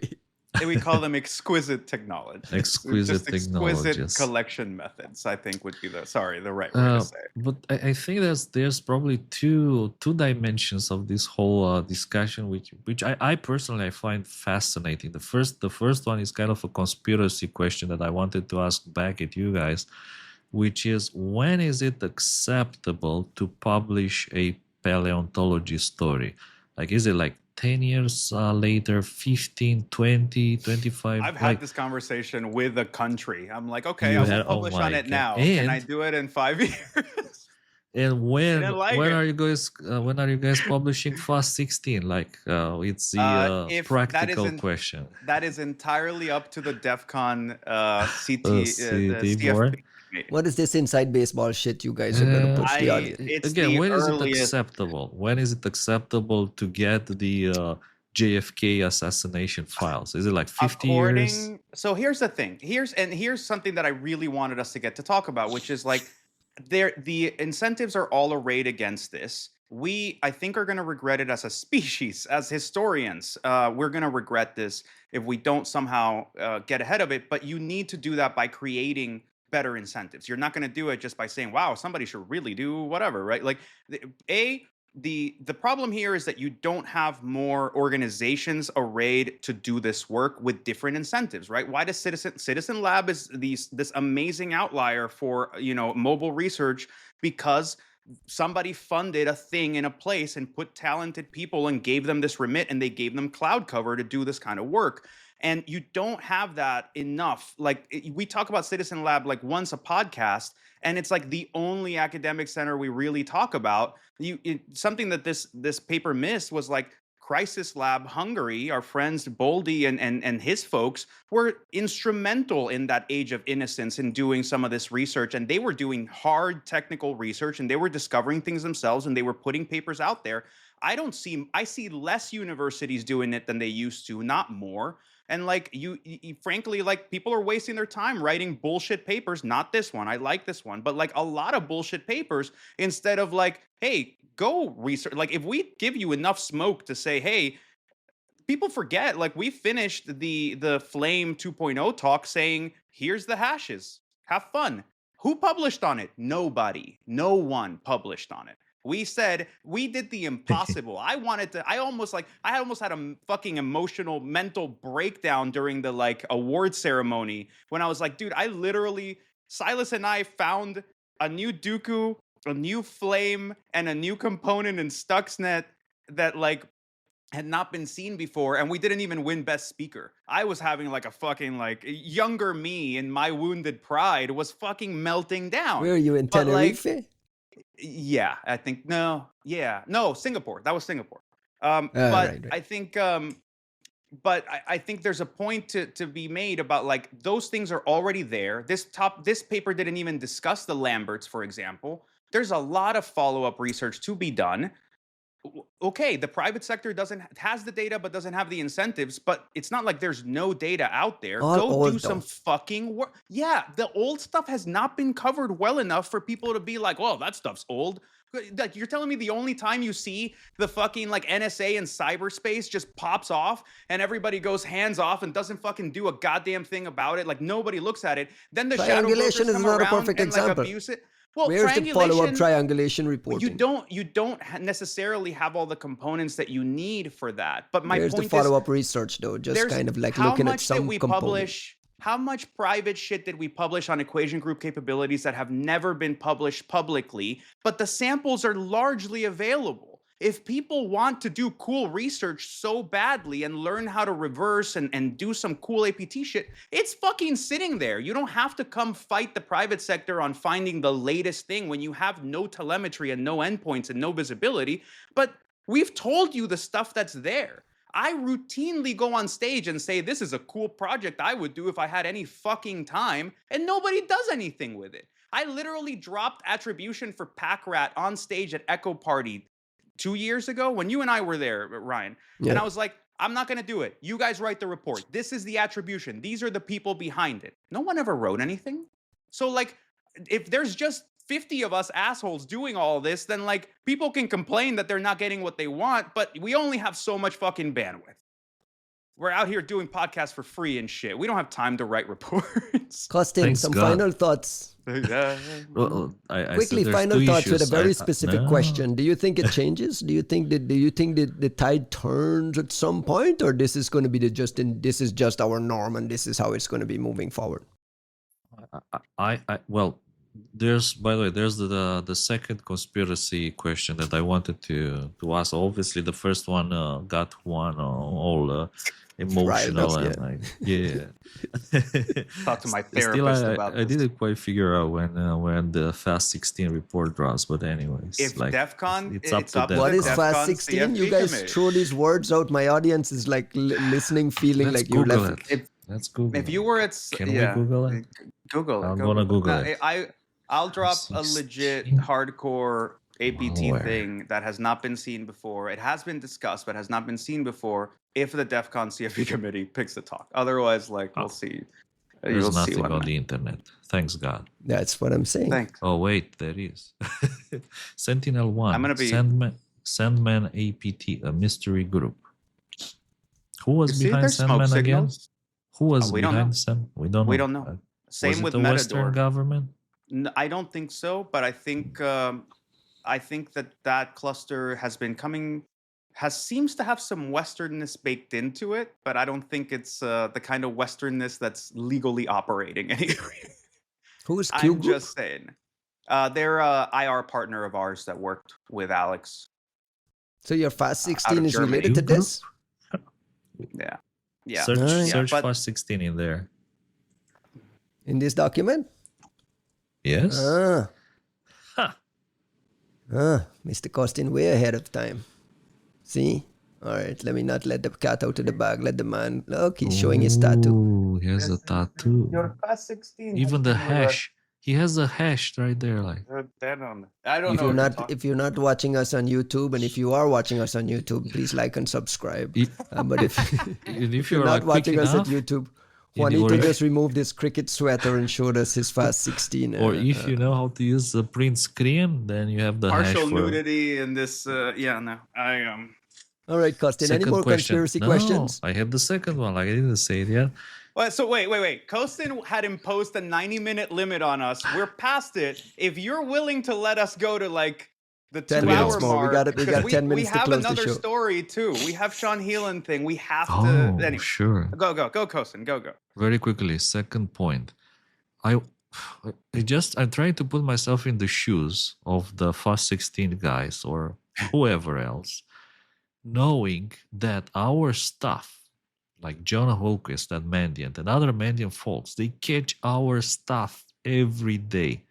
Yeah. And because they're nice folks, they choose not to talk about it. How do you feel knowing that these guys catch your stuff every single day? And because, again, there's some collusion there, though.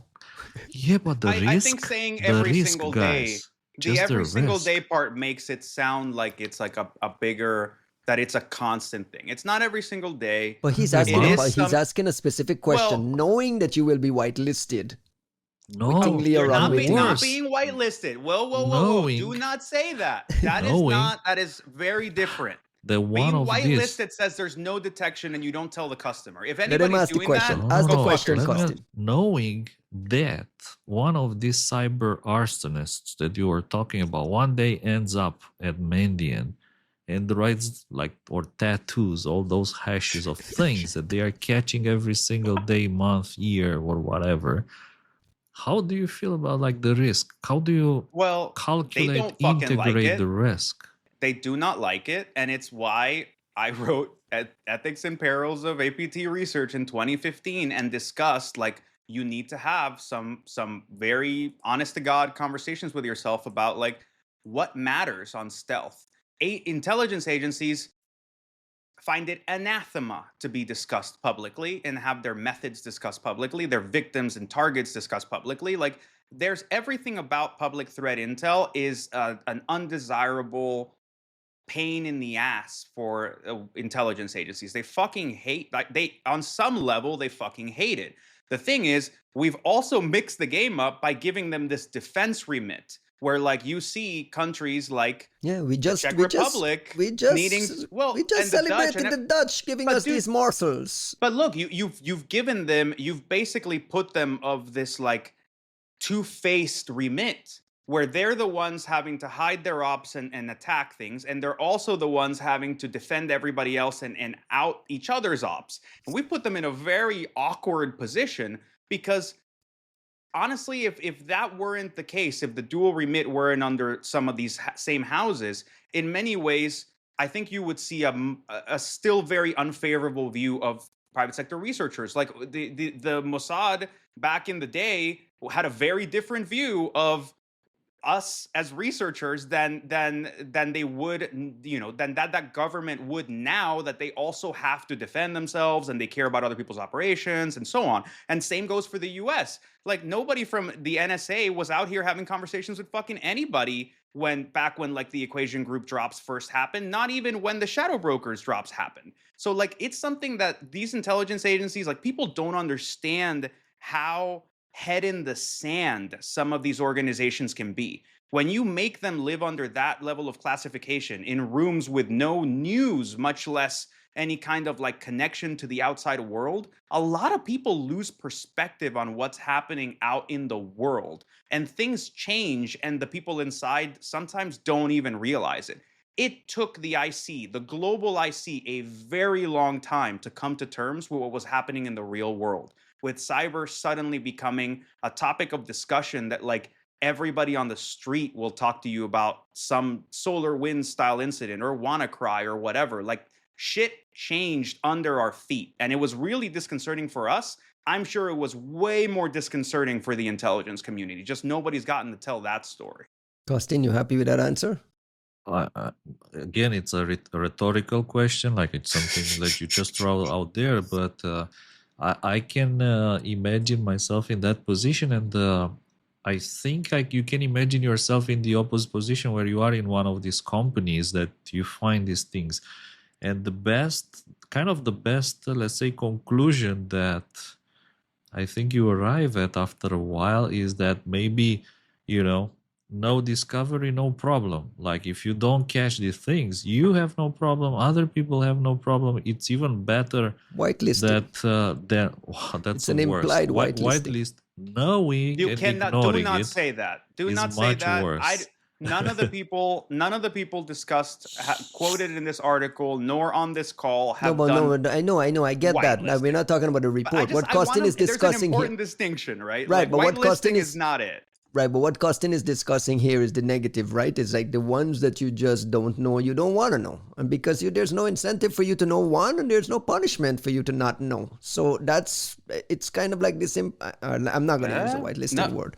No, no. But now you're, and that's because there's a difference between blocking and discussing. There's a difference between publishing and mitigating. Like there's different things, and I think that's why I put all of the concern on the publishing part and what the people know and what we will be able to characterize in 10 years. Because I think there is a clear business interest in mitigating and responding. That's part of the business, but there is no clear interest in publishing.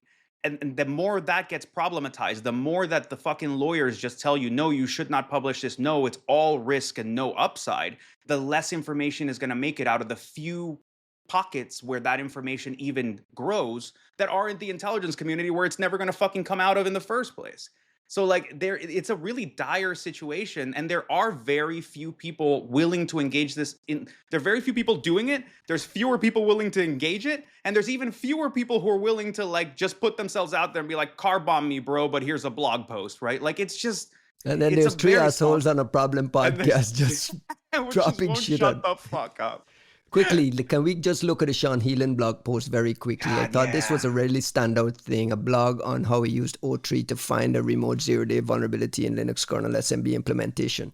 Sean Heelan is used to be Halvar's co-founder at Optimize, security researcher that very, very well respected.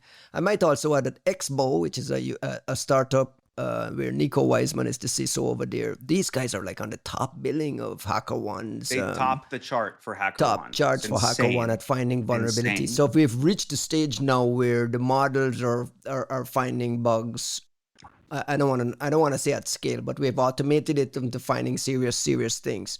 What do you, Juanito? You flagged this. Why is this a significant thing?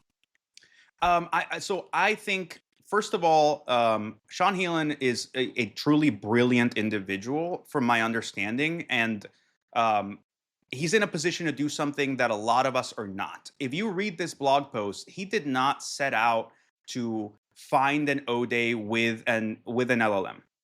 He set out, he was working on some open source stuff, and he basically had already found a bug, a vuln, and basically, since he was the only person who knew about it at that point, he was sitting on what's called a hard eval, like a really good benchmarking evaluation of net new complex reasoning that you could test an LLM with, that you know for a fact the LLM has not seen before, has not been prepared for it, that it was not part of the training set, etc., because you're the only person on earth who knows this shit. So he goes to test it and get some really interesting results. If this blog post had only had that, it would be really fucking interesting. But then, as he's doing these experiments, the O3, the OpenAI's reasoning model, the more powerful one that's available for folks right now, discovers a different vuln in the same component. So it's a fucking, like he says it's like, this is probably the first time an LLM has ever like discovered a vuln or an O-Day. I don't know if that's actually necessarily true, but publicly, yes, right? Like, where do you measure it next to Aardvark, next to other things? But I don't think that diminishes from the value of this. Also because his tooling, his prompting is public. It's on GitHub, so you can see the prompt. He's discussing the number of lines of code that it needed to fit in the context in order to find the vuln in the first place, and the amount of runs, because it's a stochastic system. It's not deterministic. So folks have a hard time grokking this, but you basically, in a deterministic system, the kind of computing system we use all the time, you run an operation one time or 10 times, and you're going to get the same answer every single time. Stochastic system is variable, like an LLM. you will get non-deterministic answers. So you should factor that into the run rate and run it many, many times. So basically the numbers here, and I'm like rushing it because I know like we can't talk for too long, but like the numbers here that I think are really meaningful is you basically get like a token count for what it took to find this vuln. And it's like the just for benchmarking what Sean had already found, his first vuln, which is this CVE 2025 37778 Kerberos authentication vulnerability. You basically needed to be familiar with 3,300 lines of code, which is equivalent to like 27,000 tokens. And then so he basically shoved these 27,000 tokens into O3's context window with certain prompts, and then executed it 100 times. Ah, And out of those 100 times, you get scenarios where the LLM says there's no vuln. You get scenarios where it maybe tells you there's a vuln, but it's not real, or like whatever. But Sean actually documents like with this model, running it this many times with this specific set of data, 8 out of every 100 runs found the vulnerability that he had found, which is a wow. fascinating type of like economics of AI that we're not getting much visibility into. But you considering that tokens for specific models have a cost attached to them, we can literally sit here and say, for the cost of, I don't know, I'm making up a fucking number, for $40, I can run this thing X amount of times and I have X percentage probability that I will get a fresh vuln out of, 8 out of 100 runs. And then it becomes a question of like, as the surrounding environment improves, as the models get cheaper, as the models get better, you have this token cost of vulnerability finding that in theory drops, right? Like fewer runs. In theory, if LLMs keep getting better at reasoning, you would get more signal to noise where you have fewer runs that are more likely to find you net new vulns. So you can attach a fucking production cost to vulnerability discovery that is fascinating. However, keep in mind, and I'm going to stop ranting, I swear, but the importance of Sean You're not in the ranting, loop. you're shilling, but go ahead. Man, I'm shilling for a brilliant person doing cool shit, right? Like I'll do that one. But no, like dude, you made like honestly, you just kind of made me I lose killed it. your That's thought. I gonna you killed your killed my thought thought. process. The big one of the takeaway from this is the big fear is, oh my god, if the LLMs are here and we're still in V 0.1, what does this look like a year from now, 2 years from now? And as these things, the economic, the costs and so on come down, and he's saying, listen, if you work in vulnerability research, you might be panicking now that this will get rid of you. And he has the counter argument is that even if you're an expert level vulnerability researcher, it's not going to replace you. It's the opposite. He is saying they're now at the stage they can make you significantly more efficient and effective. Like, where do you fall on that? Because I somewhat disagree with him. I think if we're at the very, very early stages and we're starting to see these kinds of breakthroughs, as you extrapolate 2 or 3 years out and every cost come down, skills go up, the models get better, a lot of folks are going to disappear. Where do you fall on I that? think well, I think you have to think about it in a specific way, and that's actually the thought that I lost, I which was brought it right look at the back to you. There importance. you go. Thank you so much. Look at the importance of Sean in the loop. Look at the importance of the expert in the loop. Instead of this mentality that like maybe if we have a million computers fuzzing, or maybe if we have a bunch of low paid, low expertise workers in India, now they're going to be able to do X, Y, and Z. The LLMs have shifted the landscape to where QA is one of the most important things in stochastic systems, and it's not this idea of like we need more bodies of lesser quality to just manage many cases. It's we actually the expert becomes that much more important and able to do that many more things, because now in some theoretical end state, Sean shows up to work, sits down, and the machine is going to serve him with, I don't know, like 400 different possible vulns that it has turned up. and he just goes yes, no, yes, yes, no, yes, no, yes, no. Thank Or you you. write a Bye. script for the AI to do the Well, yes, no, yes, no, yes, no. but you get the point, right? Like there, I think the idea being we're going to instrument this level of reasoning to its greatest capacity, and at the end of the day, you need a brilliant human being who is a domain expert to look at it and go, "This is when it was right, and this is when it was wrong." Um, so your question, I want to answer it in kind of like a flaky way, but Sean's point in the blog is if you are someone, if you're an expert in vulnerability research, you stand to be A boosted super, to an super expert, insane. right? But that's not the same answer. That's not the same question as what's going to happen to all the The jobs. Most of the non-Seans, the jobs are Seans below not. that provided that Yeah. expertise, right? I think this, one of the, unless things change and when we see some shifts and like, what the sea change is that the all the jobs in tech that were created by virtue of like you don't need to be that smart, like you can come in and learn your way and sort of do your bit on the lower end, and then eventually hopefully you'll get smart, and maybe you don't but you stick to being like a mid-level person. Those are the jobs that are in peril. That said, LLMs help those people too in other ways.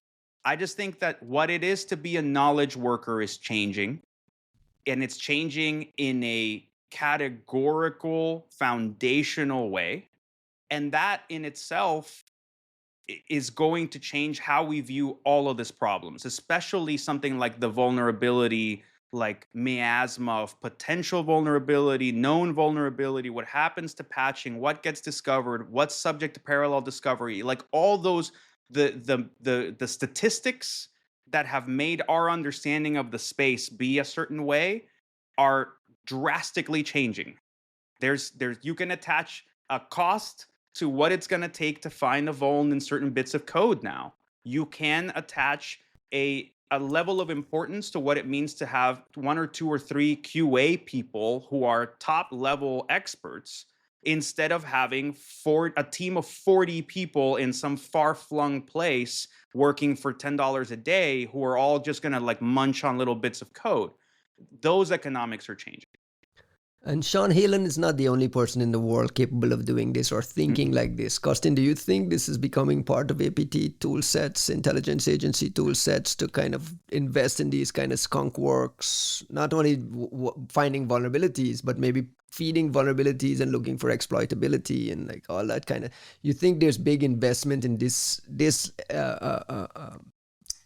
component of the AI space?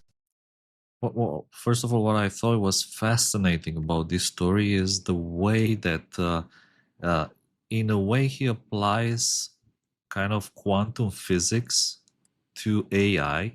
So what he does, he runs this experiment like a number of times, and then he uses the human expert to collapse the probability wave into giving him the desired result. It's absolutely fascinating. If you're a physicist and you see this, you immediately recognize that what is happening here is another interpretation of quantum physics in the sphere of computer systems, which to me it's absolutely fascinating.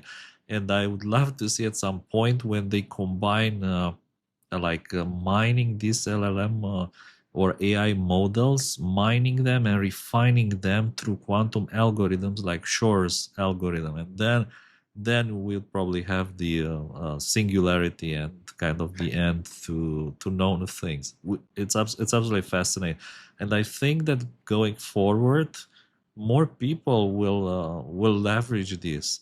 It's in a way, it's absolutely amazing that by running the model a number of times, you increase the probability of getting an interesting answer. I don't even think that you need to necessarily focus on improving the models. What I think you need to do is actually focus on improving the algorithm which collapse these probability waves. The moment that you have that, then like as Juan said, the computing power is cheap. Like what is it, $40 to run it 1,000,000 times? That's like the cheapest part of the whole setup. So I do think It's that, even yeah, cheaper if you run them at the same time. You can batch the yeah, operations. Like batch it in parallel. Like again, it's all quantum quantum concepts, if It's you want. probabilistic stuff, like same as, and that's where you see that quantum physics like thinking. It's like that's what I keep trying to like. Not that I understand it that much better than most folks, but like that's where I see people having a hard time adjusting their thinking. It's like these are not Yeah. deterministic systems. What it No. means to use a computer, No. which is like we do one thing and we repeat these 4 steps and we get every one of us gets the same result. That does not apply when it comes to these probabilistic systems, stochastic systems. So there is an error rate you have to factor in, which is also why people who are like, oh, I tried ChatGPT once, it sucks. And you go, bro, you don't even understand like Yeah. how to play with this thing, because you should have run it 100 times and seen what you can get out of it and still measure the time investment and how much easier it was for you to like accomplish whatever task by running it 100 times, paying $4, copy pasting the one good answer you liked and moving on. I think there's a lot of potential here by combining things like symmetry, the concept of symmetry from physics and geometry and mathematics, and probabilities, and again collapsing probability waves to things like Shor's algorithm. This is probably the future of AI, if you ask me. I do see, of course, but go back to what Ryan was asking, if there's more, if we see governments leveraging it. I said it, I think, a couple of episodes ago. LLMs should be fantastic at finding bugs. They should be like way, way better than humans at just finding them. What you need the humans for is, of course, to Tell it how to look for it. yeah, like hand pick. Like this is a better bug to leverage than this one. Or yeah, we have 100 of them and like we're gonna focus on this one and trying to exploit this particular one. There's a corollary here. Like, I hope I didn't cut you off, Kosin. I just like what you're saying is like really kind of firing things off in my head of like, there's a corollary to the Entscheidungsproblem, to the halting problem at the early part of like general computing. With Turing machines, like what the reason we got the model for the Turing machine was in an attempt to answer this this problem I believe Hilbert had put forth, which was to say like, if a computer's running indefinitely, is there some way to know if it's going to come to a halt, if it's going to give us an answer, or if it's just going to run forever and it's locked in a loop of some sort? And sort of the Turing machine is sort of becomes one way to answer this. Alonzo Church comes up with a different way to answer it. And essentially the answer is like, we cannot, like it is unsolvable. Like we cannot know if the computer is going to come to a halt. The problem that you have with LLMs is that there's a similar-ish problem with like the run-on. The LLM is going to answer. It is going to give you as much material as you allow it to give you in token output. And the quality of that output is of variable value. So the question here is not essential, like so much of what we are going to turn knowledge work into is about discernment, is about like higher level evaluative power of the quality of a thing, and not so much about in production, like just creating a thing out of thin air. That's where knowledge work is going to change. You don't need people to come in and like boilerplate stuff out for you as much. What you need is for people to walk in and say, here's 1,000 options. Which ones of these should we even bother with at all? Only options 2, 7, and 9. Thank you. Okay, we're going to go work with that. It's sort of adjacent to it to say the thing will always answer. That like white man hubris of like, I can always tell you what this is. I will mansplain the shit out of whatever you ask me to explain. It's going to be there. Discernment is going to be the thing that's left, where like we as human beings, that's our last bastion, is walking in there and saying this is what actually has value and not. And we'll rely on computer sweatshops doing mathematics. Well, that's the ideal sweatshop. That's what the sweatshops should have been. That's why you're not supposed to care about the feelings of the fucking models, Anthropic. Costin, please close the show with some shoutouts. By the way, there's a famous analogy in philosophy for what you were saying, which is the infinite number of monkeys randomly typing on the keyboard, and producing the works of Shakespeare, Yeah. which to me it feels that is within grasp. Like nowadays we are going there. That's Don't what we stop. have. Oy, oy, We oy. just have a limited state space to look at. There's an infinite number of monkeys have already typed everything, and we basically killed the monkeys that produced bad stuff most often, and now we have the highest level, like the higher level monkeys condensed into one sweatshop, and that's what models are. Are you We guys just took trying to the trick better me into a monkeys. 4-hour show? Costin, close the show, please. Well, in related news from astronomy, researchers are I now love more this. confident that we are living within a simulation, like a computer simulation. And there's like some good proof in there, which to me is fantastic, as is like a recursive problem of a computer simulation within another one, within another one. And in the end, what are we doing with these computer simulations? Ghiblifying pictures of our pets and finding 0 days in SMB, Pets heard you. Windows, the kernel, and SSH, which is again about kind of the definition of success in life, enjoying things around you, having fun with friends, having 3 hours podcast episodes, talking about the future and how things will evolve, and of course being able to complain and rant a bit about reports without IOCs in Great PDF shout-out. format in English. Shout Thank you, outs. Costin. Juanito, you got any shout-outs this week? No, I want to tag along to the concept that Oh my Kosta God. just threw in there, since you've got a lot of time on your hands, and just say, like, I think part of this is going to be reevaluating how much work life actually requires, and that's a concept that we are just not ready to explore, especially Why Americans. have we settled on 8 hours of work a day? Like, why Well, haven't we settled as a Look, society it's a on very 3 fucking hours French of work? thing. It's a pretty bullshit French thing to do, but maybe you should consider whether like an 8-hour work week is necessary. Like, 8-hour work week? no, I'm sorry, a 40-hour work week is necessary, and whether like an 8-hour day is necessary, right? Like those are conversations we need to have as a society that we're not ready to, because we equate like poverty with stupidity, and there's a lot of implicit biases that go into like what in Spanish we would call like earning your life, which I think is a much more like explicit way of stating this sort of capitalist credo of like, you don't deserve to be alive by virtue of living, like you have to earn that somehow by virtue of effort. Yeah. So we're gonna have to have some tough discussions here, but I'm sure we'll handle it super well. On the shout outs, robots are coming, Jesus and Christ. Westworld will be a reality. but only in China, and that's part of the problem. Like only the Chinese will have robots, and the rest of us are gonna. I tried. be No kinda West- I fucked. tried to end the I show. tried. Westworld?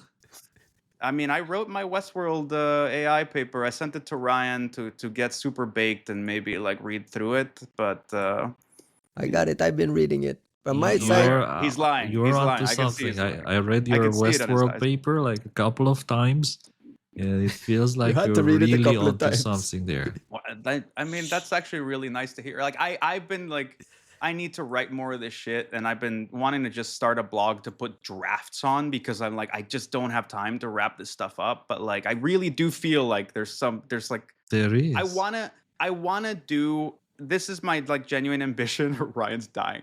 I want to do in the AI space what I got to do conceptually for the threat intel space. I walked into the threat intel space and got to do a lot of like conceptual stuff and methodology, and saying things out loud that people knew implicitly, and then driving those to further conclusions that we hadn't thought of. And it was like a huge privilege for me to have that career in threat intel. I have he's the, leaving like, us, Costin. He's leaving added us and hubris jumping to into do the that in AI hole. No. I think the better, because there's a lot of aspects of this that are important from where we come from, right? Does AI get an age of innocence at all? Does AI get to play that bullshit naive thing of like, well, it's okay if we're not aligned with geopolitical interests. We're just exploring. We're just being anthropic and like trying to figure out the feelings of the model and what does it want to do with its life. A And lot you're of like, the same issues transfer, right? A lot of the Yeah, same threat in I their mean, it's still conversations. technology and it's still important geopolitical conquest and pretending that we're not a part of an equation that we almost certainly are. The whole country is literally debating. The United States is debating its electron output and how much to fund electricity generation with AI production in mind. This is not small bullshit. It's not like you might think it's chatbots, but this is literally like the Western gamble right now is that we will maintain some semblance of Western geopolitical supremacy, which means a familiar world by virtue of AI somehow becoming genuinely valuable and life changing. So for people who haven't caught on to that part, like you can hate it, you can love it, but like this shit literally is determining whether the West has a future of some sort, at least in the eyes of the people that are planning your energy production and subsidizing and rare earth metal bullshit and like manufacturing and so on. So like if you don't, you might think it's bullshit, but like you better catch on because like that is how decisions are being made right now. And the AI people are the most naive about it, the most naive. So there is something to be said for bringing some of the realness of the cyber side where we've been tussling with these people forever and saying, guys, like this is not pretty and you're not going to like it, but like let me tell you the situation you have found yourself in. Very good. My shout out is to the stop it, Costin. My shout out is the guys at GreyNoise and Census. Is a story we didn't get to. We talked about the Sequoia and the what did Sequoia call Vicious it? trap. Vicious trap. Vicious trap. GreyNoise came out calling it an AyySSHush, ASUS, ASUS router botnet. And my shout out is this live dashboard that these guys published, the census and a live dashboard exposing ASUS devices with IOCs and so on. So shout out to folks who are actually helping and pushing the needle forward. Maya and Silas over at Census. Let me throw one in. I did have an actual shout out that I didn't get to do, but I know you have a lot of time, so like we can take it here. No, so I just wanted to I wanted to shout something out here, which is this logging made easy like LME project that CISA had put out as an open source thing. We had a faithful listener pointed out to us as a project that they're working on that is CISA supported and meant to do what we've kept saying, right? Like basically create some tool that people actually need, open source it, and make it available to folks, support it from the gov. And I think we talk a lot of shit, and it's only appropriate that we also come back and say, hey, this is an example of what we wanted to see more of. This is fucking cool. And hopefully it helps a lot of folks out there. I think to the extent that Ryan, you were talking about the pledge, there's the pledge being an incentive, a creator, and a thing that like people can leverage inside of companies in order to incentivize like good change. There's a different side to this right now, which is a lot of the US government relies on the national labs to do expert shit. And the idea is CISA would go take some of its stratospheric budget and give it to one of the national labs and say, build us a open source logging, whatever solution for the American public. That kind of stuff is in a great deal of uncertainty right now. So now is a really good moment to point out that like not everything at CISA stop shitting on the was pledge, garbage. No, fuck the pledge. But like, no, there's a level of private investment, of public sector investment, and there is a vehicle of public sector investment, and some of it is already in place. And we hope to see not just continued budget for this, but actually a bigger push from the new people that are at CISA of saying, you know what, let's stop wasting our money on all these like bullshit, like contractors or like public stuff and in like PR stuff, and instead let's fund more tools. Let's fund this more. Is what Costin has been asking for. More tangible things, more tangible, useful, actual things instead of guides and words and stuff. So this is the stuff we should be applauding. I think that's where, shout out to the national labs. They never take, PNNL, Sandia, Lawrence Livermore, like these places, they don't ever take a fucking curtain walk. They never take a victory lap, and they seldom get called out for the good work that they do. But that is the real vehicle that organizations like CISA can employ to make real shit. instead of pretending they're going to make it in-house. They're just not gonna. So like, We shout out to actually the have national lab. podcast listeners there. So, oh my Yeah, gosh, man. I was so surprised that we have listeners there. So shout out to Thank those you, guys. Mikey. Anything else? I gotta answer that email. So Anything else, Juanito? dude, so much. How much time do you have? Rolf Rolles. Oh yeah. So we just got this email while during the podcast. Our friends at Hex-Rays have announced that Rolf Rolles, absolutely brilliant, much shouted out Rolf Rolles, is their new chief scientist. I wanna say? Scientist. Chief Yes. scientist, which is actually really cool. I mean, that's a shot across the bow, right? Like, we've been talking about Hex-Rays maybe not being sure what its direction is going to be, but this is definitely a really interesting development of getting what is arguably one of the most brilliant reverse engineers to ever live to That's come on amazing board. training, And right? yeah, dude. I mean, that changed my life. So Rolf will be leading the research efforts into next-gen decompilation, automated programming understanding, and advanced binary analysis capabilities, ensuring Hex-Rays tools stay ahead of emerging challenges and continue to power the global reverse engineering community. Good hire. time to update Good those guy. subscriptions, guys. Let's go. All right, that's our show for this week. Thank you for listening. If you're on YouTube, like and subscribe as usual. If you're on Apple Music or Apple Podcast, No shoutouts leave from like my a little, side. leave a little rating there for us. give It Ryan, does help. let Kostin shout people out, man. You have time, right? Like, If you're on Spotify, you can leave comments and you can rate us there as well. you're All on these little Spotify. ratings. Get All us these one of little these ratings help, my fucking- man. We need this Joe Rogan style contract so we can go publish cyber paleontology papers and shit. Absolutely. Very quick shout outs to Karim, our friend Karim, who is putting yes. together the Are you announcing this? countermeasure conference in Ottawa later this year. It's But I in don't- November. It's so are you far announcing away. it? So far You have to away. announce Not yet, it, not man. yet. All Not right, yet. all right. We will be in next Canada. episode. Nevertheless, Next- good job. Shout out Good job to to Karim Karim and his team. Yeah. and his friend Saul Milk, his colleague Saul Milk, who are putting together Countermeasure 25. All I'm our Canadian planning. friends. I am have an planning idea on that you being should there. teach. You should bring some CISA people there and teach them to write some Yara rules. I already live. offered. But I don't know. I I'll don't. pay for You it. forget that U.S. Government personnel can't travel to the fucking bathroom right now, much less Canada. At least there's official like trainings, and from my side, Apple iOS forensics training at Countermeasure.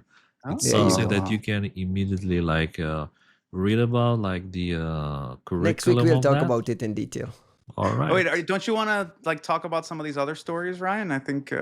Bye bye, guys. Have a great week. Have a great weekend. I will catch you next week. Thanks, guys.